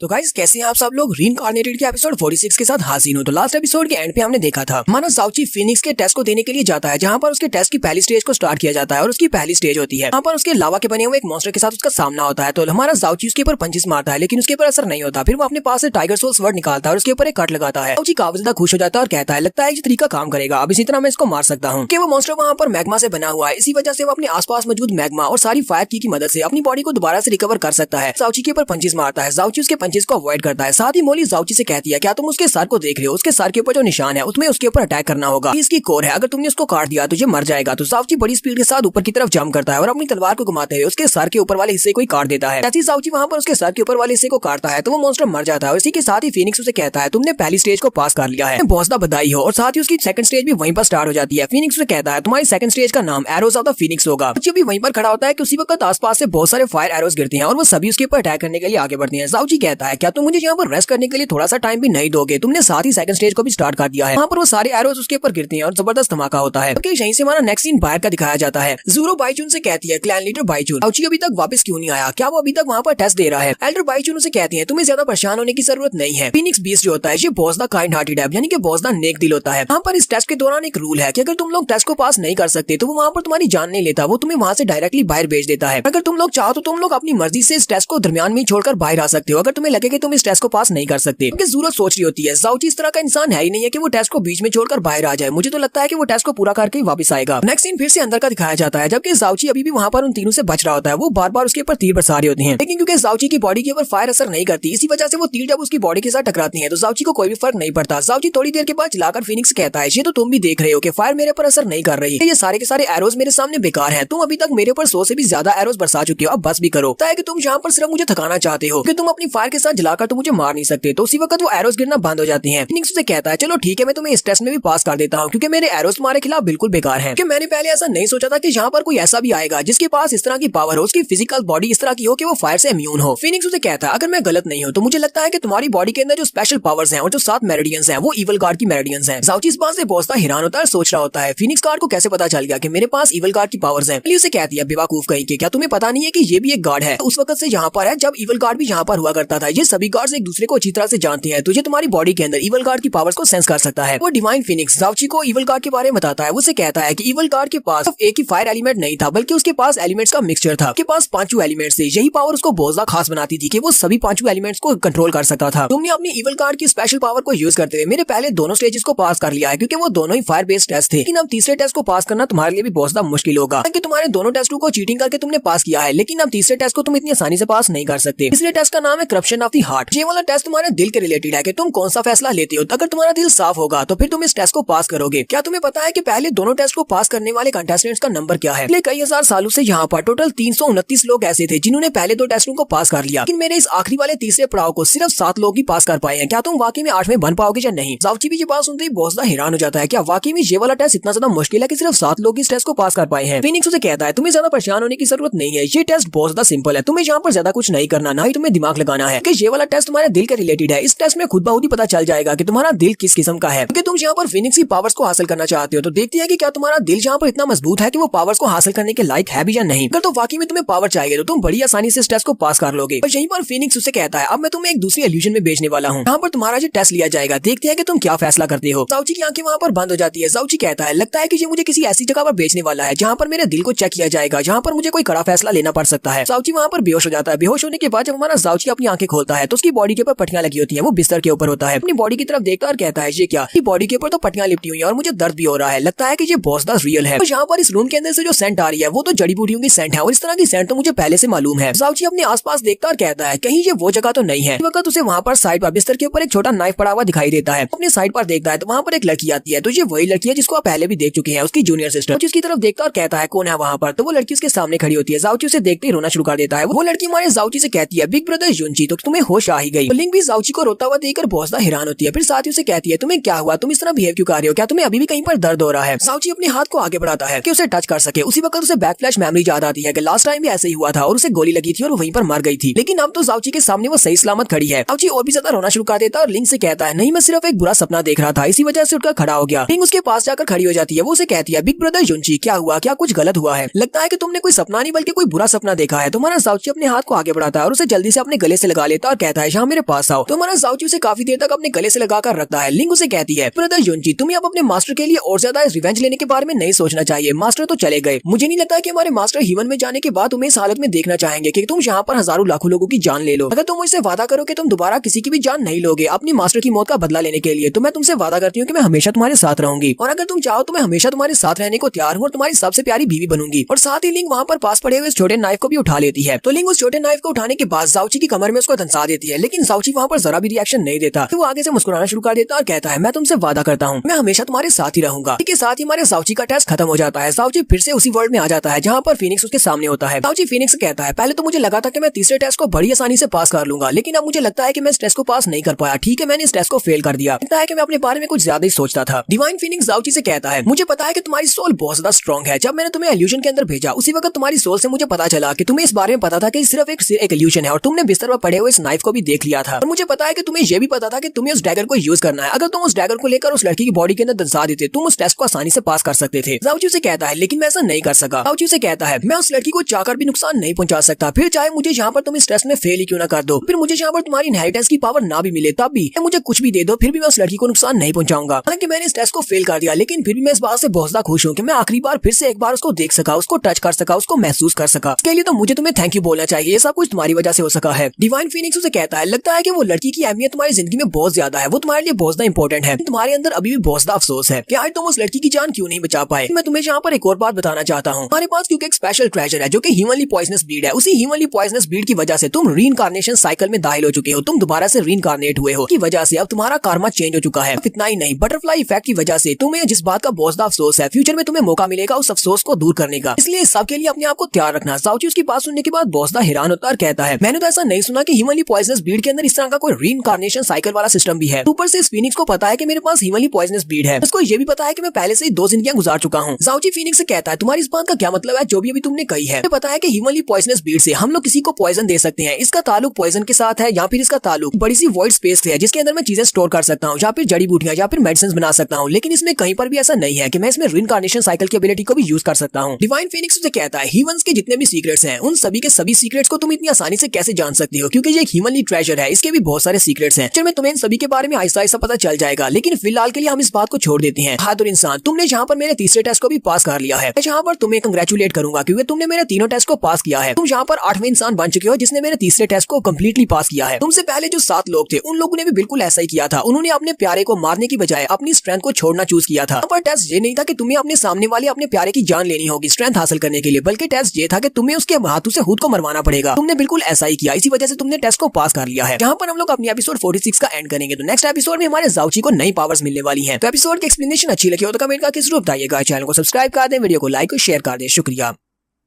तो रीइंकार्नेटेड की लास्ट एपिसोड के एंड पे हमने देखा था डिवाइन फीनिक्स जाउची से कहता है तुमने इस टेस्ट को पास कर लिया, इसी वजह से अब तुम्हें यहाँ पर मेरे गिफ्ट मिलेंगे। तो यहाँ पर जाउची को पूरे 3 गिफ्ट मिलते हैं। वो तीनों गिफ्ट जाउची के पास आ जाते हैं। फीनिक्स उसे कहता है तो मैं तुम्हें समझाता हूँ कि तीसरे टेस्ट में क्या हुआ। जब मैंने तुम्हें यहाँ पर कहा था तुम्हारा दिल अगर यहाँ पर स्ट्रेंथ को हासिल करना चाहता है तो तुम्हें यहाँ पर स्ट्रेंथ को हासिल करने के लिए अपने दिल को मजबूत करना होगा। इसका मतलब ये नहीं था कि तुम्हें अपने प्यारे की जान लेनी होगी तभी तुम इस टेस्ट को पास कर पाओगे। इसका मतलब ये था कि तुम्हें स्ट्रेंथ को छोड़ने के लिए इतना स्ट्रॉन्ग होना चाहिए तुम अपने प्यारों को बचाने के लिए कुछ भी कर सको, क्योंकि फीनिक्स एक बहुत ही नरम दिल जानवर है। इसी वजह से मैंने इस टेस्ट को इस तरह का डिजाइन किया है और तुमने इस टेस्ट को पास कर लिया। मैं जानबूझकर इस टेस्ट में सभी लोगों को रॉन्ग डायरेक्शंस में हिंट देता हूं ताकि वो सभी लोग इस टेस्ट को अपने दिल की सुनकर पास कर सकें। इससे पहले जो 7 लोग थे उन 7 लोगों ने इस टेस्ट को पास किया, लेकिन तुम्हारी तरह नहीं। उन सभी लोगों को जब उनके प्यारों ने अपने डैगर के साथ अटैक किया सभी लोगों ने आगे से रेजिस्ट किया, लेकिन तुमने तो रेजिस्ट भी नहीं किया बल्कि तुमने अपनी प्यारी जानने वाली के हाथों से मरना पसंद किया। यहाँ पर सबसे पहले गिफ्ट के तौर पर मैं तुम्हें अपना ब्लड देने वाला हूँ। ये ब्लड ड्रॉप तुम्हारी बॉडी में जाने के बाद में डिवाइन फीनिक्स की ब्लड लाइन देंगे। तुम्हारे पास डिवाइन फीनिक्स की ब्लड लाइन की पावर आ जाएगी। जाउची को वहाँ पर 3 ब्लड ड्रॉप्स दिए जाते हैं। तो जाउची की उंगली के अंदर वो तीनों ब्लड ड्रॉप्स चले जाते हैं, जिससे जाउची वहाँ पर एक जोरदार चीख मारता है। उसकी बॉडी के अंदर से जबरदस्त फायर पावर निकलती है। डिवाइन फीनिक्स उसे कहता है मैंने आज से पहले जितने भी लोगों को अपनी ब्लड लाइन की पावर दिया उन सभी को सिर्फ एक ही ब्लड ड्रॉप दिया जाता रहा है, क्योंकि तुम्हारे पास इविल गार्ड की मेरिडियंस है। इसी वजह से मुझे लगता है कि तुम मेरे 3 ब्लड ड्रॉप्स को हैंडल कर सकते हो। और ऊपर से मुझे पता है कि तुम्हारे पास इविल गार्ड का डिवाइन सीड ऑफ फायर है, जिसकी वजह से तुम्हारे पास फायर की इम्यूनिटी है। जाउची वहाँ पर 3 ड्रॉप्स को अपनी बॉडी के अंदर एब्जॉर्ब करने के बाद जोर जोर से चिल्ला रहा होता है, लेकिन इस चिल्लाने के साथ साथ उसे नई पावर्स मिलती है। फिर वो एक जोरदार चीख मारता है, उसकी बॉडी के अंदर से फीनिक्स की फ्लेम्स निकलती है और हमारे जाउची के माथे के ऊपर फीनिक्स का निशान भी आ जाता है, क्योंकि हमारे जाउची के पास भी अब फीनिक्स की ब्लड लाइन की पावर आ चुकी है। डिवाइन फीनिक्स जाउची से कहता है लगता है कि तुमने उस ब्लड को अपनी बॉडी के अंदर परफेक्टली फ्यूज कर लिया है, तो अब तुम्हारे पास नई पावर्स आ चुकी हैं। मुझे तुम्हारी बॉडी के अंदर ये सारे चेंजेस महसूस हो रहे हैं। मेरे तीनों ब्लड के ड्रॉप्स की वजह से तुम्हारा लाइफ स्पैन भी काफी ज्यादा बढ़ चुका है। अब तुम्हारे पास 300 साल की जिंदगी है, तुम 300 साल और जिंदा रह सकते हो। फिर दूसरे गिफ्ट में जाउची के पास एक बॉटल होती है जिसके अंदर एक पिल होती है। वो जाउची से कहता है ये दूसरी चीज है जिसके अंदर एक पिल है। इस डिवाइन फीनिक्स पिल को खाने से तुम्हारी परफॉर्मेंस स्ट्रेंथ बहुत ज्यादा बढ़ जाएगी। और फिर साथ ही एक टूटी हुई प्लेट भी होती है जिसके ऊपर वर्ल्ड ऑफ फीनिक्स लिखा होता है। एक स्पेशल मार्शल आर्ट्स का स्किल लिखा होता है। एक स्टोन टैबलेट होता है लेकिन वो आधा टूटा हुआ होता है। डिवाइन फीनिक्स यहाँ पर जाउची को इसके बारे में बताता है। वो जाउची से कहता है दुनिया में 3 तरह की पावरफुल टेक्निक्स हैं। एक को वर्ल्ड ऑफ फीनिक्स कहते हैं, दूसरी को vermilion worlds consolation spirit song कहते हैं और तीसरा golden crows racket of burning world है। इन तीनों को स्कॉचिंग ह्यूमनली बुक्स कहा जाता था जब गॉड्स यहाँ पर इस अर्थ के ऊपर हुआ करते थे। इन तीनों बुक्स के अंदर जो स्पेशल स्किल्स लिखे हुए हैं उससे तुम्हें इतनी ज्यादा परफॉर्म स्ट्रेंथ मिलेगी कि तुम ह्यूमंस को भी जलाने की पावर रख सकते हो। डिवाइन फीनिक्स जब स्काई परफॉर्म कॉन्टिनेंट में आया था और जहाँ पर उसने अपने जो ट्रेनिंग ग्राउंड छोड़े थे तो अपने साथ एक स्टोन बुक लेकर आया था जिसके ऊपर उसकी 6 स्टेजेस लिखी हुई थी, यानी कि उसकी वर्ल्ड ऑफ फीनिक्स के 6 स्टेजेस लिखी हुई थी। जाउची उस स्टोन टैबलेट को अपने हाथ में पकड़कर बहुत ज्यादा खुश होता है और एक्साइटेड भी होता है। जाउची कहता है ये तो बहुत ही अमेजिंग बात है कि स्टोन टैबलेट के ऊपर फीनिक्स की लिखी हुई टेक्निक्स हैं, तो वो सारी की सारी फायर के रिलेटेड होंगी। अगर मैंने इनको मास्टर कर लिया तो मेरी पावर बहुत ज्यादा बढ़ जाएगी। और ऊपर से इस डिवाइन फीनिक्स ने कहा है कि ये गॉड्स के एरा की एक बुक है जो कि बहुत ज्यादा पावरफुल है। जाउची जैसे ही स्टोन टैबलेट की तरफ देखता है तो उसके ऊपर नंबर 5 और नंबर 6 की 2 टेक्निक्स लिखी होती है, जबकि बाकी की पहली 4 वो मिसिंग होती है क्योंकि वो टूटा हुआ है। जाउची चिल्लाकर फीनिक्स से कहता है क्या मैं तुम्हें कोई बेवकूफ दिखाई देता हूँ? तुमने कहा कि इसके ऊपर 6 स्टेजेस लिखी हुई हैं, इसके ऊपर तो सिर्फ 5वीं और 6ठी स्टेज लिखी हुई है, बाकी की 4 कहाँ पर है? अगर मैं 4 नहीं मास्टर करूंगा तो मैं आखिरी 2 को कैसे समझ पाऊंगा? डिवाइन फीनिक्स से कहता है मुझे भी इस बात का बहुत ज्यादा अफसोस है कि बाकी की 4 खो चुकी हैं। मैंने तुम्हें पहले ही कहा कि ये एक टूटा हुआ स्टोन टैबलेट है, इसके बारे में और कुछ नहीं कर सकता, मैं आखिरी 2 के साथ ही काम चलाना पड़ेगा। साथ ही डिवाइन फीनिक्स उसे इस बारे में बताता है कि इस बुक को तोड़ा कैसे गया। वो उसे बताता है कि हजारों साल पहले डिवाइन फीनिक्स ने यहाँ पर 2 ट्रायल ग्राउंड्स को छोड़ा था, तो जो डिवाइन एम्पायर में ट्रायल ग्राउंड था उसको बहुत ही जल्दी ढूंढ लिया गया और उस ट्रायल ग्राउंड को ढूंढने के बाद ही वहाँ पर जो लोग थे जिन लोगों ने वहाँ से ब्लड लाइन की पावर हासिल की उन्होंने वहाँ पर डिवाइन एम्पायर बना दिया। लेकिन तुम्हें तो ये बात अच्छी तरह से पता होगी कि इंसान कितने बुरे हैं। डिवाइन ब्लड लाइन वालों के पास जो ट्रायल ग्राउंड था उनके ऊपर हर बार अटैक होता। बहुत सारे लोग ऐसे थे जो कि उस डिवाइन फीनिक्स की ब्लड लाइन को हासिल करना चाहते थे, इसी वजह से बार बार उस ट्रायल ग्राउंड के ऊपर अटैक्स किए गए, जिसकी वजह से वहाँ पर जो डिवाइन फीनिक्स की स्पिरिट थी सारे अटैक्स होने के बाद उसने अपनी कॉन्शियसनेस को डेवलप कर लिया, जिसकी वजह से जब उस फीनिक्स ने अपनी कॉन्शियसनेस को डेवलप कर लिया तो उसने फीनिक्स की विल को भी डिनाई कर दिया। ऐसे तो ऐसा होना नामुमकिन था, लेकिन वहाँ पर जो डिवाइन सोल का एक छोटा सा टुकड़ा था, उस फीनिक्स की सोल का टुकड़ा, उसकी अपनी कॉन्शियसनेस पैदा हो गई थी, तो उसने मुझे अपनी पावर्स के साथ डिस्ट्रॉय करने की कोशिश की, जो कि रियल डिवाइन फीनिक्स की सोल का टुकड़ा है। और साथ ही उसने दूसरे ट्रायल ग्राउंड को भी तबाह करने की कोशिश की, क्योंकि उसका मकसद ये था कि वो पूरी की पूरी दुनिया के ऊपर डोमिनेट कर सके। वहाँ पर उस कापी के साथ मेरी फाइट हुई, हम दोनों की फाइट काफी दिनों तक चली और बहुत ज्यादा पावरफुल फाइट थी। इसी फाइट के दौरान इस जेड स्लीप के ऊपर से आधा हिस्सा टूट गया, तो बाकी का आधा बचा हुआ हिस्सा था वो मैंने तुम्हें दे दिया। इसके ऊपर अब सिर्फ 2 स्टेजेस लिखी हुई हैं, जबकि मैंने तुम्हें सारी स्टोरी बता दी है। तो डिवाइन एम्पायर के अंदर जो ट्रायल ग्राउंड है वहाँ पर जो डिवाइन फीनिक्स की सोल है वो मेरी एक कॉपी है जिसके पास अपनी कॉन्शियसनेस है, मैं उससे जीत नहीं सका, इसी इसी वजह से मैं बड़ी मुश्किल से वहाँ से अपनी जान बचाकर यहाँ पर आकर अपनी फायर के साथ एक कॉपी बना दी। यहाँ पर तुम जिससे बात कर रहे हो ये भी मेरी एक कॉपी है। जबकि ज़ाओची उसकी बातें सुनने के बाद सोच रहा होता है, लगता है कि मुझे यहाँ पर किसी ने ठग लिया है, ये तो रियल डिवाइन फिनिक्स की सोल है भी नहीं। डिवाइन फिनिक्स उसे कहता है, मैं तुम्हें यहाँ पर पूरा 1 महीना देता हूँ, 1 महीने में इस जेड स्लीप के ऊपर दोनों टेक्निक्स को तुम जितना चाहे उतना पढ़ सकते हो, लेकिन तुम इसको समझ पाओगे या नहीं ये तुम्हारी अपनी कम्प्रीहेंशन पर डिपेंड करता है। लेकिन जाने से पहले मैं यहाँ पर तुम्हें एक वार्निंग भी देना चाहता हूँ। वार्निंग ये है कि डिवाइन फिनिक्स एम्पायर वाले लोगों को अभी भी ये वाला टुकड़ा चाहिए, वो इस टुकड़े को ढूंढ रहे हैं। अगर उनको किसी तरह से पता चल गया कि ये वाला टुकड़ा तुम्हारे पास है तो वो तुम्हें मार डालेंगे। इसी वजह से तुम्हें उनसे बचकर रहना होगा और साथ ही वो उसे गुड लक बोलकर वहाँ से चला जाता है। माना ज़ाओची उसी की डायमेंशन के अंदर पूरे 1 महीने के लिए वहाँ पर स्टडी करने वाला है। ज़ाओची कहता है, लगता है कि मुझे इस टूटे हुए टैबलेट के ऊपर से 5वें और 6ठे स्टेज को ही मास्टर करना पड़ेगा, लेकिन मैं इसको समझूंगा कैसे। ज़ाओची उसको बार बार पढ़ता है लेकिन उसको कुछ भी समझ नहीं आती। ज़ाओची कहता है, मैं क्या करूँ, अगर मैं पहली 4 स्टेजेस को नहीं पढ़ूंगा तो मुझे अगली 2 स्टेजेस बिल्कुल भी समझ नहीं आएंगी। इन पर ज़ाओची को अपने मास्टर की याद आती है। ज़ाओची कहता है, मेरे मास्टर ने कहा था जब उन्होंने मेडिसिन मैनुअल को पढ़ा था उन्हें भी इसी तरह की प्रॉब्लम को फेस करना पड़ा। वो मेडिसिन मैनुअल आधा फटा हुआ था। मेरे मास्टर ने उस फटे हुए मैनुअल को पढ़ के बहुत ही महान डॉक्टर बन गए और उन्होंने ऐसे ऐसे मेडिसिन बनाए की वजह से उन्होंने दुनिया को हिलाकर रख दिया। मेरे मास्टर ने एक बार मुझसे कहा था कि मेरी कम्प्रीहेंशन के स्किल्स मास्टर से भी ज्यादा अच्छे हैं। ज़ाओची कहता है, मास्टर आपने मुझसे कहा था कि मेरे स्किल्स आपसे अच्छे हैं तो मैं इस बात को यहाँ पर साबित करूंगा। फिनिक्स की दी हुई इन दोनों टेक्निक्स को यहाँ पर कम्प्रीहेंड करने की कोशिश करूंगा। ज़ाओची जल्दी से उस बॉटल को निकालता है जिसके अंदर डिवाइन फिनिक्स पील होती है। वो उस पील को निकाल कर खा जाता है। उस पील को खाने से उसकी एनर्जी बहुत ज्यादा बढ़ जाती है। तो पूरे 1 महीने तक ज़ाओची उस स्किल को वहाँ पर देखता रहता है, उसको मास्टर करता है, उसको कम्प्रीहेंड करता है। डिवाइन फिनिक्स अभी भी उसी की तरफ ही देख रहा होता है। डिवाइन फिनिक्स कहता है, ये लड़का तो वाकई में एक जीनियस है, इसने जहाँ पर उस पील को खाकर अपनी प्रोफाउंड एनर्जी को बहुत ज्यादा बढ़ा लिया। इसकी मदद से ये अपने आप को फोर्स कर रहा है इन दोनों स्किल्स को कम्प्रीहेंड करने के लिए। तो इन दोनों स्किल्स के नाम एम्फ्रियन डांस ऑफ फिनिक्स विंग है और दूसरे का नाम स्टार स्कॉचिंग डीमन लोटस है। डिवाइन फिनिक्स कहता है, तो ये इन दोनों स्किल्स को यहाँ पर मास्टर कर लेगा क्योंकि इसने यहाँ पर जो पक्का इरादा कर लिया है। ज़ाओची का 1 महीना पूरा हो जाता है। डिवाइन फिनिक्स उसे कहता है, इंसान तुमने तो मुझे यहाँ पर बहुत ज्यादा शॉक कर दिया है, तुम्हारे कम्प्रीहेंशन के जो स्किल्स हैं वो एस्टॉनिशिंग हैं। मैं ऐसा कहूँ कि इस दुनिया में प्रेजेंट वर्ल्ड के अंदर पूरी दुनिया के ऊपर राज करने के लायक हो तो ये गलत नहीं होगा। साथ ही डिवाइन फिनिक्स उसे कहता है, तुम्हारा यहाँ पर टाइम पूरा हो चुका है क्योंकि तुम यहाँ से जाने वाले हो, तो मैं यहाँ पर तुम्हें एक स्पेशल गिफ्ट देना चाहता हूँ। आज से पहले मैं तुम्हारे जैसे जीनियस बंदे से पहले कभी नहीं मिला। ज़ाओची के हाथ में जो इम्प्रिंट होता है वो तो गायब हो रहा होता है। वहीं पर ज़ाओची के सामने एक फायर अपीयर होती है और वो फायर उसके माथे के ऊपर जाकर लगती है जिससे उसका निशान चमकना शुरू हो जाता है। फिनिक्स ज़ाओची से कहता है, मैं अपनी पूरी जिंदगी में इस वाली स्पेशल पावर को सिर्फ एक ही बार इस्तेमाल कर सकता हूँ और मैंने इसको इस्तेमाल कर दिया है, लेकिन इससे तुम्हें कौन सी पावर मिलेगी ये तुम्हें वक्त आने पर ही पता चलेगा जब तुम इस पावर को यूज करने के लायक हो जाओगे। यहीं से हमारा नेक्स्ट सीन बाहर का दिखाया जाता है। एल्डर बाइचून ज़ूरो से कहते हैं, मिस अब हम लोग क्या करें, जितना खाना हमारे पास था वो सारा खत्म होने वाला है, क्योंकि बहुत ज्यादा भूख लगी है। जबकि बड़े भी बार बार पूछ रहे हैं कि अब हम लोग क्या करें। मुझे तो कुछ भी समझ नहीं आ रही है। सभी लोग यहाँ से बाहर निकलना चाहते हैं लेकिन अगर वो बाहर अभी तक मौजूद हुए तो वो हमें मार डालेंगे। क्या ह्यूमंस वाकई में मेरे क्लैन को यहाँ पर एंड करना चाहती हैं? ज़ूरो से कहती है, मेरे पास एक बहुत ही अच्छा आइडिया है, इस सील को ओपन करो। मैं बड़ी स्पीड से बाहर जाऊंगी और उन बैंडिट्स के खाने को चुरा कर ले आऊंगी। वो बैंडिट्स बाहर ही आग जलाकर बैठे होते हैं, आपस में बातें कर रहे होते हैं। वो लोग कहते हैं, लगता है कि वो सभी लोग अभी तक अंदर मर चुके होंगे क्योंकि उनके पास तो खाना है नहीं। लोग ना तो बाहर निकल सकते हैं तो अभी तक तो वो मर गए होंगे। इसी वक्त ज़ूरो बड़ी स्पीड से बाहर निकलती है। वो उन बैंडिट्स के ऊपर अटैक करती है ताकि उनके पास उनके खाने को चोरी कर सके और उसके साथ कुछ और लोग भी बाहर आए होते हैं। ज़ूरो जैसे उनके ऊपर अटैक करती है तो वो सभी लोग उनके टेंट्स की तरफ जाती हैं ताकि वहाँ से राशन उठा सके। वो ज़ूरो से कहते हैं, यहाँ पर राशन पड़ा हुआ है। वो बड़ी स्पीड से उस राशन की तरफ आगे बढ़ती है। जैसे वो वहाँ पर पहुंचती है ज़ूरो के ऊपर अटैक होता है। वहाँ पर एक जबरदस्त धमाका होता है। एक डीमन उसे कहता है, मुझे पहले से पता था कि तुम यहाँ पर हमारा खाना लूटने के लिए जरूर आओगी क्योंकि तुम्हारा खाना अंदर खत्म हो चुका है। इसी वजह से तो हम लोग यहाँ पर तुम्हारा इंतजार कर रहे थे और अब तुम हमारे जाल में फंस चुकी हो। ज़ूरो बेचारी उनके अटैक की वजह से बहुत ज्यादा जख्मी हो जाती है और वहीं पर नीचे गिर जाती है। यहीं पर हम लोग अपनी एपिसोड 47 का एंड करेंगे। एपिसोड की एक्सप्लेनेशन अच्छी लगी हो तो कमेंट करके जरूर बताइएगा। चैनल को सब्सक्राइब कर दें, वीडियो को लाइक और शेयर कर दें। शुक्रिया।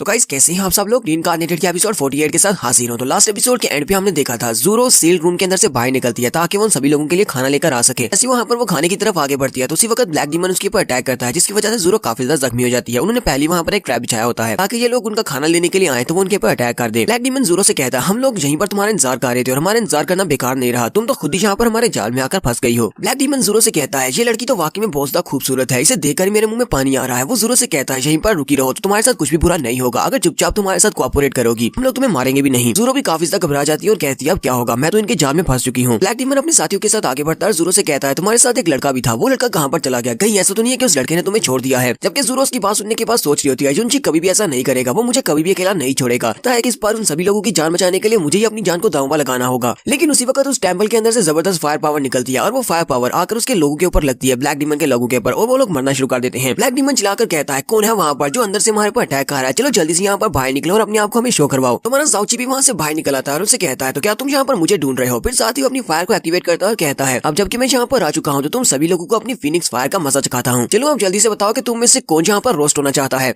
ज़ोरो भी जाउची को वहाँ पर देखकर बहुत ज्यादा खुश हो जाती है। जाउची आगे बढ़ता है, उसके सर पे हाथ रखते हुए कहता है, अब तुम्हें परेशान होने की जरूरत नहीं है सीनियर सिस्टर, तुम्हारा जूनियर ब्रदर यहाँ पर आ गया है। फिर साथ ही वो अपनी पावर्स को यूज करते हुए बाकी सभी के ऊपर अटैक करता है और कहता है, रही बात इन सभी लोगों की, तो इन सभी को तो यहाँ पर मरना पड़ेगा। हमारा जाउची जब यहाँ पर अपनी पावर्स को रिलीज करता है तो वहाँ पर फायर से बना हुआ एक बड़ा सा फिनिक्स बनता है। सभी लोग फिनिक्स को वहाँ पर देखकर बहुत ज्यादा हैरान होते हैं और सभी लोग भागना शुरू कर देते हैं। लेकिन जाउची की फिनिक्स की फायर्स काफी ज्यादा स्ट्रॉन्ग होती है। वो वहीं पर एक जबरदस्त धमाका करता है तो उनमें से काफी सारे नीचे गिर जाते हैं, जबकि ब्लैक डीमन भी कह रहा होता है कि इसकी पावर्स तो बहुत ज्यादा टेरिफाइंग है, इसको अचानक से इतनी ज्यादा जबरदस्त फायर पावर कहाँ से मिल गई। तो वहाँ पर धमाका करने के बाद जाउची ज़ोरो को उठा लेता है और उसे उठाकर साइड पर ले जाता है। वो उसे कहती है, जाउची क्या तुम ठीक हो? जाउची उसे कहता है, हाँ बिल्कुल ठीक हूँ। साथ ही वो अपने पास एक पिल निकालता है और उसे कहता है, ये लो, ये एक स्पेशल पिल है, तुम इसको खा लो। तो ज़ोरो उस पिल को तो खा लेती है, लेकिन साथ ही उसे पता चलता है कि इस पिल का नाम ह्यूमन रिटर्निंग पिल है। इस बात से बहुत ज्यादा हैरान होती है क्योंकि ये वाली पिल बहुत ज्यादा प्रेशियस है। वो ज़ोरो को वहीं पर एक दरख्त के साथ लिटा देता है और कहता है, तुम यहीं पर रेस्ट करो जबकि मैं बाकी के सभी से निमट कर आता हूँ। तो जाउची उन गुंडों के ऊपर अटैक करने के लिए फिर से आगे बढ़ता है, जबकि बॉस का साथी उसे कहता है, बॉस मुझे लगता है कि इसने जाओ सेक्टर के लास्ट टाइम जो बॉम्ब इस्तेमाल किया था बिल्कुल वैसे ही यहाँ पर फिर से कोई बॉम्ब इस्तेमाल किया होगा, इसलिए हमें इससे डरने की जरूरत नहीं है, इसके पास उस तरह के वेपन ज्यादा नहीं होंगे। ब्लैक डीमन भी अपने साथियों से कहता है, ठीक है फिर सभी लोग मिलकर आगे बढ़ो और इस लड़के को अच्छा सबक सिखाओ, इस लड़के से डरने की जरूरत नहीं है। और वो सभी लोग भागते हुए आगे बढ़ते हैं ताकि वो जाउची को मार सके। लेकिन जाउची अपने हाथ में टाइगर सोल स्वर्ड को निकालता है और उनसे कहता है, तुम लोग मुझे मारना चाहते हो, जल्दी से यहाँ पर आ जाओ। हमारे जाउची की कल्टीवेशन भी पहले से बढ़ चुकी है। पहले जाउची अपनी बेसिक राम के फर्स्ट लेवल पर था, लेकिन अब अपनी बेसिक राम के 10th लेवल पर पहुंच चुका है। जाउची वहीं पर खड़े खड़े अपनी तलवार को घुमाता है तो उसकी तलवार के अंदर से फिनिक्स की फायर निकलती है। वो सामने की तरफ एक जबरदस्त फायर बीम छोड़ता है, जबकि उसी वक्त एक लड़का उसके पीछे वाली साइड पर पहुंच जाता है और अपनी तलवार को घुमाते हुए हमारे जाउची के ऊपर अटैक करता है। लेकिन वो सिर्फ एक इल्यूजन होती है, जाउची उसके सामने नहीं होता। इस बात से काफी ज्यादा हैरान होता है, जबकि जाउची ऊपर आसमान में होता है। ऊपर वाली साइड से अपनी तलवार के साथ उस लड़के के ऊपर अटैक करता है। वहाँ पर एक जबरदस्त धमाका होता है, जाउची उस लड़के को भी मार देता है। बाकी के गुंडे इस बात से काफी ज्यादा गुस्सा होते हैं। वो जाउची से कहते हैं, हम तुम्हारी बॉडी के छोटे छोटे पीसेस काट देंगे, तुम्हारी हिम्मत कैसे हुई यहाँ पर हमारे भाइयों को मारने की। जबकि उसी वक्त जाउची वहीं से खड़े खड़े अपनी फायर बीम को उन लोगों की तरफ भी फेंकता है और उनको भी मार देता है। उनसे कहता है, अभी अभी तुमने क्या कहा कि तुम मेरी बॉडी के पीसेस करने वाले हो। ब्लैक डीमन चलाकर उन दोनों लोगों के नाम पुकारता है, ब्लैक वुल्फ, ब्लैक टाइगर। जाउची से कहता है, तुम्हारी हिम्मत कैसे हुई मेरे भाइयों को मारने की, अब मैं तुम्हें बिल्कुल नहीं छोड़ूंगा, मैं तुम्हें कभी माफ नहीं करूंगा। और वो भी बड़ी स्पीड के साथ जाउची के ऊपर अटैक करने के लिए आगे बढ़ता है। वो अपने बैट के साथ जाउची के ऊपर अटैक करता है। जाउची अपनी तलवार को सामने की तरफ करते हुए उसके अटैक को ब्लॉक करता है। ब्लैक डीमन क्योंकि बाकी सभी से ज्यादा स्ट्रॉन्ग है, इसी वजह से वो बार बार जाउची के ऊपर अपने बैट से अटैक कर रहा होता है और वहाँ पर जबरदस्त धमाके होते हैं क्योंकि उसके बैट के अंदर काफी ज्यादा रॉ पावर होती है। तो जाउची को उससे फाइट करते हुए महसूस हो रहा होता है कि इसके पास जो प्रोफाउंड स्ट्रेंथ है वो उससे ज्यादा है। जाउची कहता है, लगता है कि मुझे इससे फाइट करते हुए अपनी फुल पावर को यूज करना पड़ेगा। वो उसे कहता है, क्या तुम बस इतना ही कर सकते हो? ब्लैक डीमन चलाकर जाउची से कहता है, मैं तो यहाँ पर सिर्फ थोड़ी सी स्ट्रेंथ को यूज कर रहा हूँ ताकि तुम्हें मार ना डालूं, कि मुझे तुम्हें अभी जिंदा रखना है और तुम्हारे बहुत सारे पीसेस करने हैं। फिर साथ ही वो अपने साथियों से कहता है, लोग मिलकर इसके ऊपर अटैक करो, जो भी इस लड़के को मारेगा उसे मैं अपना वाइस कैप्टन बना लूंगा। और वो सभी लोग जाउची को मारने के लिए आगे बढ़ते हैं। ज़ोरो फिर से उठकर जाउची से कहती है, जाउची क्या तुम अकेले इन सभी को संभाल लोगे? जाउची से कहता है, तुम्हें मेरे लिए परेशान होने की जरूरत नहीं है, बस आराम करो, मैं जहाँ पर हूँ तब तुम्हें परेशान होने की बिल्कुल भी जरूरत नहीं। और जाउची अपने माथे के ऊपर फिनिक्स के निशान को एक्टिवेट करता है और बड़ी स्पीड से उड़ता हुआ उन सभी की तरफ चला जाता है। और जाउची उन सभी के दरमियान में जाकर अपनी फायर पावर को रिलीज करता है और उन बैंडिट्स में से एक को वहाँ पर जला देता है। और बॉस ब्लैक डीमन से कहता है, थोड़ी देर पहले तुम मेरी सीनियर सिस्टर के साथ बदतमीजी कर रहे थे, तुम उसे कह रहे थे कि उसे तुम्हारे साथ चलना है, तो कैसा रहेगा अगर मैं तुम्हारे साथ चलूं? ब्लैक डीमन भी इस बात से बहुत ज्यादा घबरा जाता है और कहता है, कहीं ऐसा तो नहीं है इस लड़के के पास भी फिनिक्स की ब्लड लाइन की पावर आ गई है? अगर वाकई में ऐसी बात है तो फिर मुझे यहाँ से भागना होगा, नहीं तो ये हम सभी को यहाँ पर मार डालेगा। और बॉस जल्दी से पीछे की तरफ भागना स्टार्ट करता है कि हमारा जाउची जंप करते हुए ऊपर हवा में चला जाता है और वहाँ पर जाने के बाद वो अपने स्पेशल स्किल को यूज करने वाला है। जाउची यहाँ पर अपने 5th स्पेशल स्किल जो कि उसने अभी अभी सीखा है उस स्टोन टैबलेट के ऊपर से एम्फिरियन dance of the phoenix wing को यूज करता है। वहाँ पर फिर से फायर का बना हुआ एक बड़ा सा फिनिक्स बनता है और उसी के साथ साथ जाउची वहाँ पर अपने स्किल को रिलीज करता है तो जबरदस्त फायर पावर रिलीज होती है। वहाँ पर नीचे ग्राउंड के ऊपर जितने लोग होते हैं वो सारे मारे जाते हैं, जबकि जाउची की टाइगर सोल स्वर्ड वो बॉस के कंधे के अंदर दस जाती है और बॉस भी वहाँ पर नीचे गिर जाता है। तो जाउची से कहता है, मैं मरना नहीं चाहता, प्लीज मुझे छोड़ दो, मुझे यहाँ से जाने दो, जब प्लीज मुझे छोड़ दो, मुझे यहाँ से जाने दो। जबकि जाउची उसके पास से उसकी स्टोरेज रिंग को ले लेता है और उससे कहता है, ये तुम्हें हमें ऑफेंड करने से पहले सोचना चाहिए था, तुम्हारी जान की हमारे सामने कोई भी वैल्यू नहीं है, लेकिन तुम्हारी रिंग के बारे में वैसा नहीं कह सकता, तुम्हारी रिंग अब मेरी हुई। साथ ही जाउची उसको भी मार देता है। तो यहीं से हमारा next scene blue wind empire के एक होटल का दिखाया जाता है। होटल के रूम के अंदर सीनियर सिस्टर बिस्तर के ऊपर आराम कर रही होती है, क्योंकि उसके साथ वहाँ पर जाउची भी होता है। जाउची से कहता है, सीनियर सिस्टर लगता है कि तुम्हारी तबीयत अभी तक खराब है और तुम बिल्कुल भी ठीक नहीं हो क्योंकि तुम्हारी हार्ट बीट बहुत ज्यादा इरेगुलर है। सीनियर सिस्टर भी इसकी बात सुनने के बाद शर्माना शुरू कर देती है और साथ ही वो सोच रही होती है, बेवकूफ ये सब कुछ तुम्हारी वजह से है क्योंकि हम दोनों एक ही बिस्तर पर लेटे हुए हैं, इसी वजह से मेरी हार्ट बीट बहुत ज्यादा तेज चल रही है और इसे लगता है कि मैं अभी तक बीमार हूँ। इससे पहले मैं कभी भी किसी मर्द के साथ एक ही बिस्तर के ऊपर नहीं लेटी। हम लोग ज्यादा जल्दी में नहीं होते तो हम लोग कभी भी इस होटल के एक ही रूम को अपने लिए बुक नहीं करते। और फिर साथ ही उसकी सीनियर सिस्टर जल्दी से उठकर बैठ जाती है और उसे कहती है, जूनियर ब्रदर मुझे तुमसे कुछ बात करनी है। जाउची जल्दी से उठकर उसके कान के पास चला जाता है और उससे कहता है, सीनियर सिस्टर मुझे लगता है कि तुम्हें मेरे साथ किसी बारे में बात करनी है, चलो जल्दी से बताओ तुम्हें किस बारे में बात करनी है। तो सीनियर सिस्टर और भी ज्यादा शर्माना शुरू कर देती है। वो उसे कहती है, क्या तुम थोड़ा दूर रह सकते हो? जल्दी से उठकर खड़ी हो जाती है और उसे कहती है, मुझे तुमसे इस बारे में बात करनी है। दिन पहले जब वहाँ पर ब्लैक डीमन गैंग ने गाँव में हमारे पर अटैक किया था, वहाँ पर तुमने जो कुछ भी किया मैं उसी बारे में सोच रही थी, क्या वहाँ पर ये सब कुछ करना जरूरी था? इसे फिर से हमें पास का सीन दिखाया जाता है। तो जाउची ब्लैक डीमन को मारने के बाद उसकी रिंग अपने हाथ में पकड़ता है। ज़ोरो के पास आकर उसे कहता है, मैंने ब्लैक डीमन को मार दिया है। वहाँ पर ब्लैक डीमन के मरने के बाद उसके बाकी के बचे हुए जो साथी होते हैं वो सभी लोग ब्लैक डीमन के मरने के बाद भागना शुरू कर देते हैं और कहते हैं चलो जल्दी से यहाँ से निकलते हैं, हमारा बॉस मर चुका है। जबकि हमारा ज़ाओची उनकी बात सुन लेता है कि वो सभी लोग अब भागने वाले हैं, तो वो जल्दी से फिर से अपनी फीनिक्स फायर को एक्टिवेट करता है और उन सभी को मारने के लिए आगे बढ़ता है। ज़ाओची कहता है तुम में से कोई भी यहाँ से भागकर नहीं जा सकता और वो उन सभी को मारना स्टार्ट कर देता है। वहाँ पर उसके हाथ जितने भी लगते हैं वो उन सभी को मार देता है। वहाँ पर ग्राउंड के ऊपर वो जबरदस्त फायर को रिलीज करता है, तो आसपास जितने भी गुंडे होते हैं वो सभी लोग मारे जाते हैं। सिस्टर ज़ूरो दूर खड़ी ये सब कुछ देख रही होती है कि ज़ाओची ने यहाँ पर सभी लोगों को मार दिया, हालांकि वो सभी लोग अपनी जान बचाकर भाग रहे थे। ज़ाओची ऐसा कैसे कर सकता है जहाँ पर तकरीबन 100 लोग थे जिनको ज़ाओची ने अकेले ही मार दिया है। ज़ाओची उन सभी को मारने के बाद वहाँ से वापस आता है क्योंकि इतने सारे लोगों को मारने के बाद उसकी पावर्स भी एक्सॉस्ट हो चुकी हैं। ज़ूरो से कहता है सीनियर सिस्टर तुम इस बारे में सोच रही होगी कि मैं बहुत ज्यादा जालिम हूँ जहाँ पर इतने सारे लोगों को मार डाला, हालांकि वो सभी लोग जहाँ से भागकर जा रहे थे। इसी वक्त ज़ाओची वहीं पर नीचे गिर जाता है और उसे कहता है यहाँ पर कुछ भी ज्यादा नहीं किया, मैंने इन सभी लोगों को इसीलिए मारा है ताकि ये वापस आकर गाँव वालों को ना मार सके। इसलिए मैं चाहता हूँ कि यहाँ पर जितने लोग भाग गए हैं उन सभी को मेरी जगह पर तुम मार डालो, क्योंकि मेरे पास अब इतनी पावर नहीं बची कि मैं इन सभी को मार सकूं। यहाँ पर सिर्फ इस गाँव के लोगों को बचाने के लिए सब कुछ कर रहा हूँ। ज़ूरो से कहती है लेकिन इनका लीडर तो मर चुका है, ब्लैक मर्सनरी गैंग खत्म हो चुकी है और ये सभी लोग यहाँ से भाग रहे हैं और मुझे नहीं लगता कि ये दोबारा कभी यहाँ पर वापस आएंगे इन लोगों के ऊपर अटैक करने के लिए। हो सकता है कि इस वाकये के बाद अच्छी जिंदगी गुजारना शुरू कर दे और नेक बन जाए। जबकि ब्लैक डीमन गैंग के कुछ लोग जो कि वहाँ पर खड़े होते हैं वो जब देखते हैं कि ज़ाओची की हालत काफी खराब है, वो लोग कहते हैं जल्दी से आगे बढ़ते हैं और इस लड़के को मार डालते हैं क्योंकि इसकी हालत अब काफी ज्यादा खराब हो चुकी है, अब ये दोबारा हमारे पर अटैक नहीं कर पाएगा। साथ ही वो लोग कहते हैं इन सारे गाँव वालों को भी मार देते हैं और गाँव वालों के पास जो खजाना छुपा है वो भी ले लेते हैं। ज़ाओची ज़ूरो से कहता है क्या अब तुम्हें मेरी बात की समझ आई, ये लोग क्योंकि बुरे हैं इसी वजह से ये बुरे काम ही करेंगे, ये दोबारा कभी भी सीधी रास्ते पर नहीं चल सकते, इसी वजह से इन सभी को यहीं पर मारना पड़ेगा वरना ये सभी लोग और तुम्हें और साथ में इन सारे मासूम गाँव वालों को भी मार डालेंगे। तो ज़ूरो भी अपनी तलवार लेकर आगे बढ़ती है और ज़ाओची से कहती है जूनियर ब्रदर ठीक है मुझे तुम्हारी बात की समझ आ गई, अब मुझे बताया कि मुझे क्या करना है और वो उन सभी को मारने के लिए आगे बढ़ जाती है। यहीं पर हम लोग अपनी एपिसोड 48 का एंड करेंगे। एपिसोड की एक्सप्लेनेशन अच्छी लगी हो तो कमेंट करके जरूर बताइएगा, चैनल को सब्सक्राइब कर दे, वीडियो को लाइक और शेयर कर दे। शुक्रिया।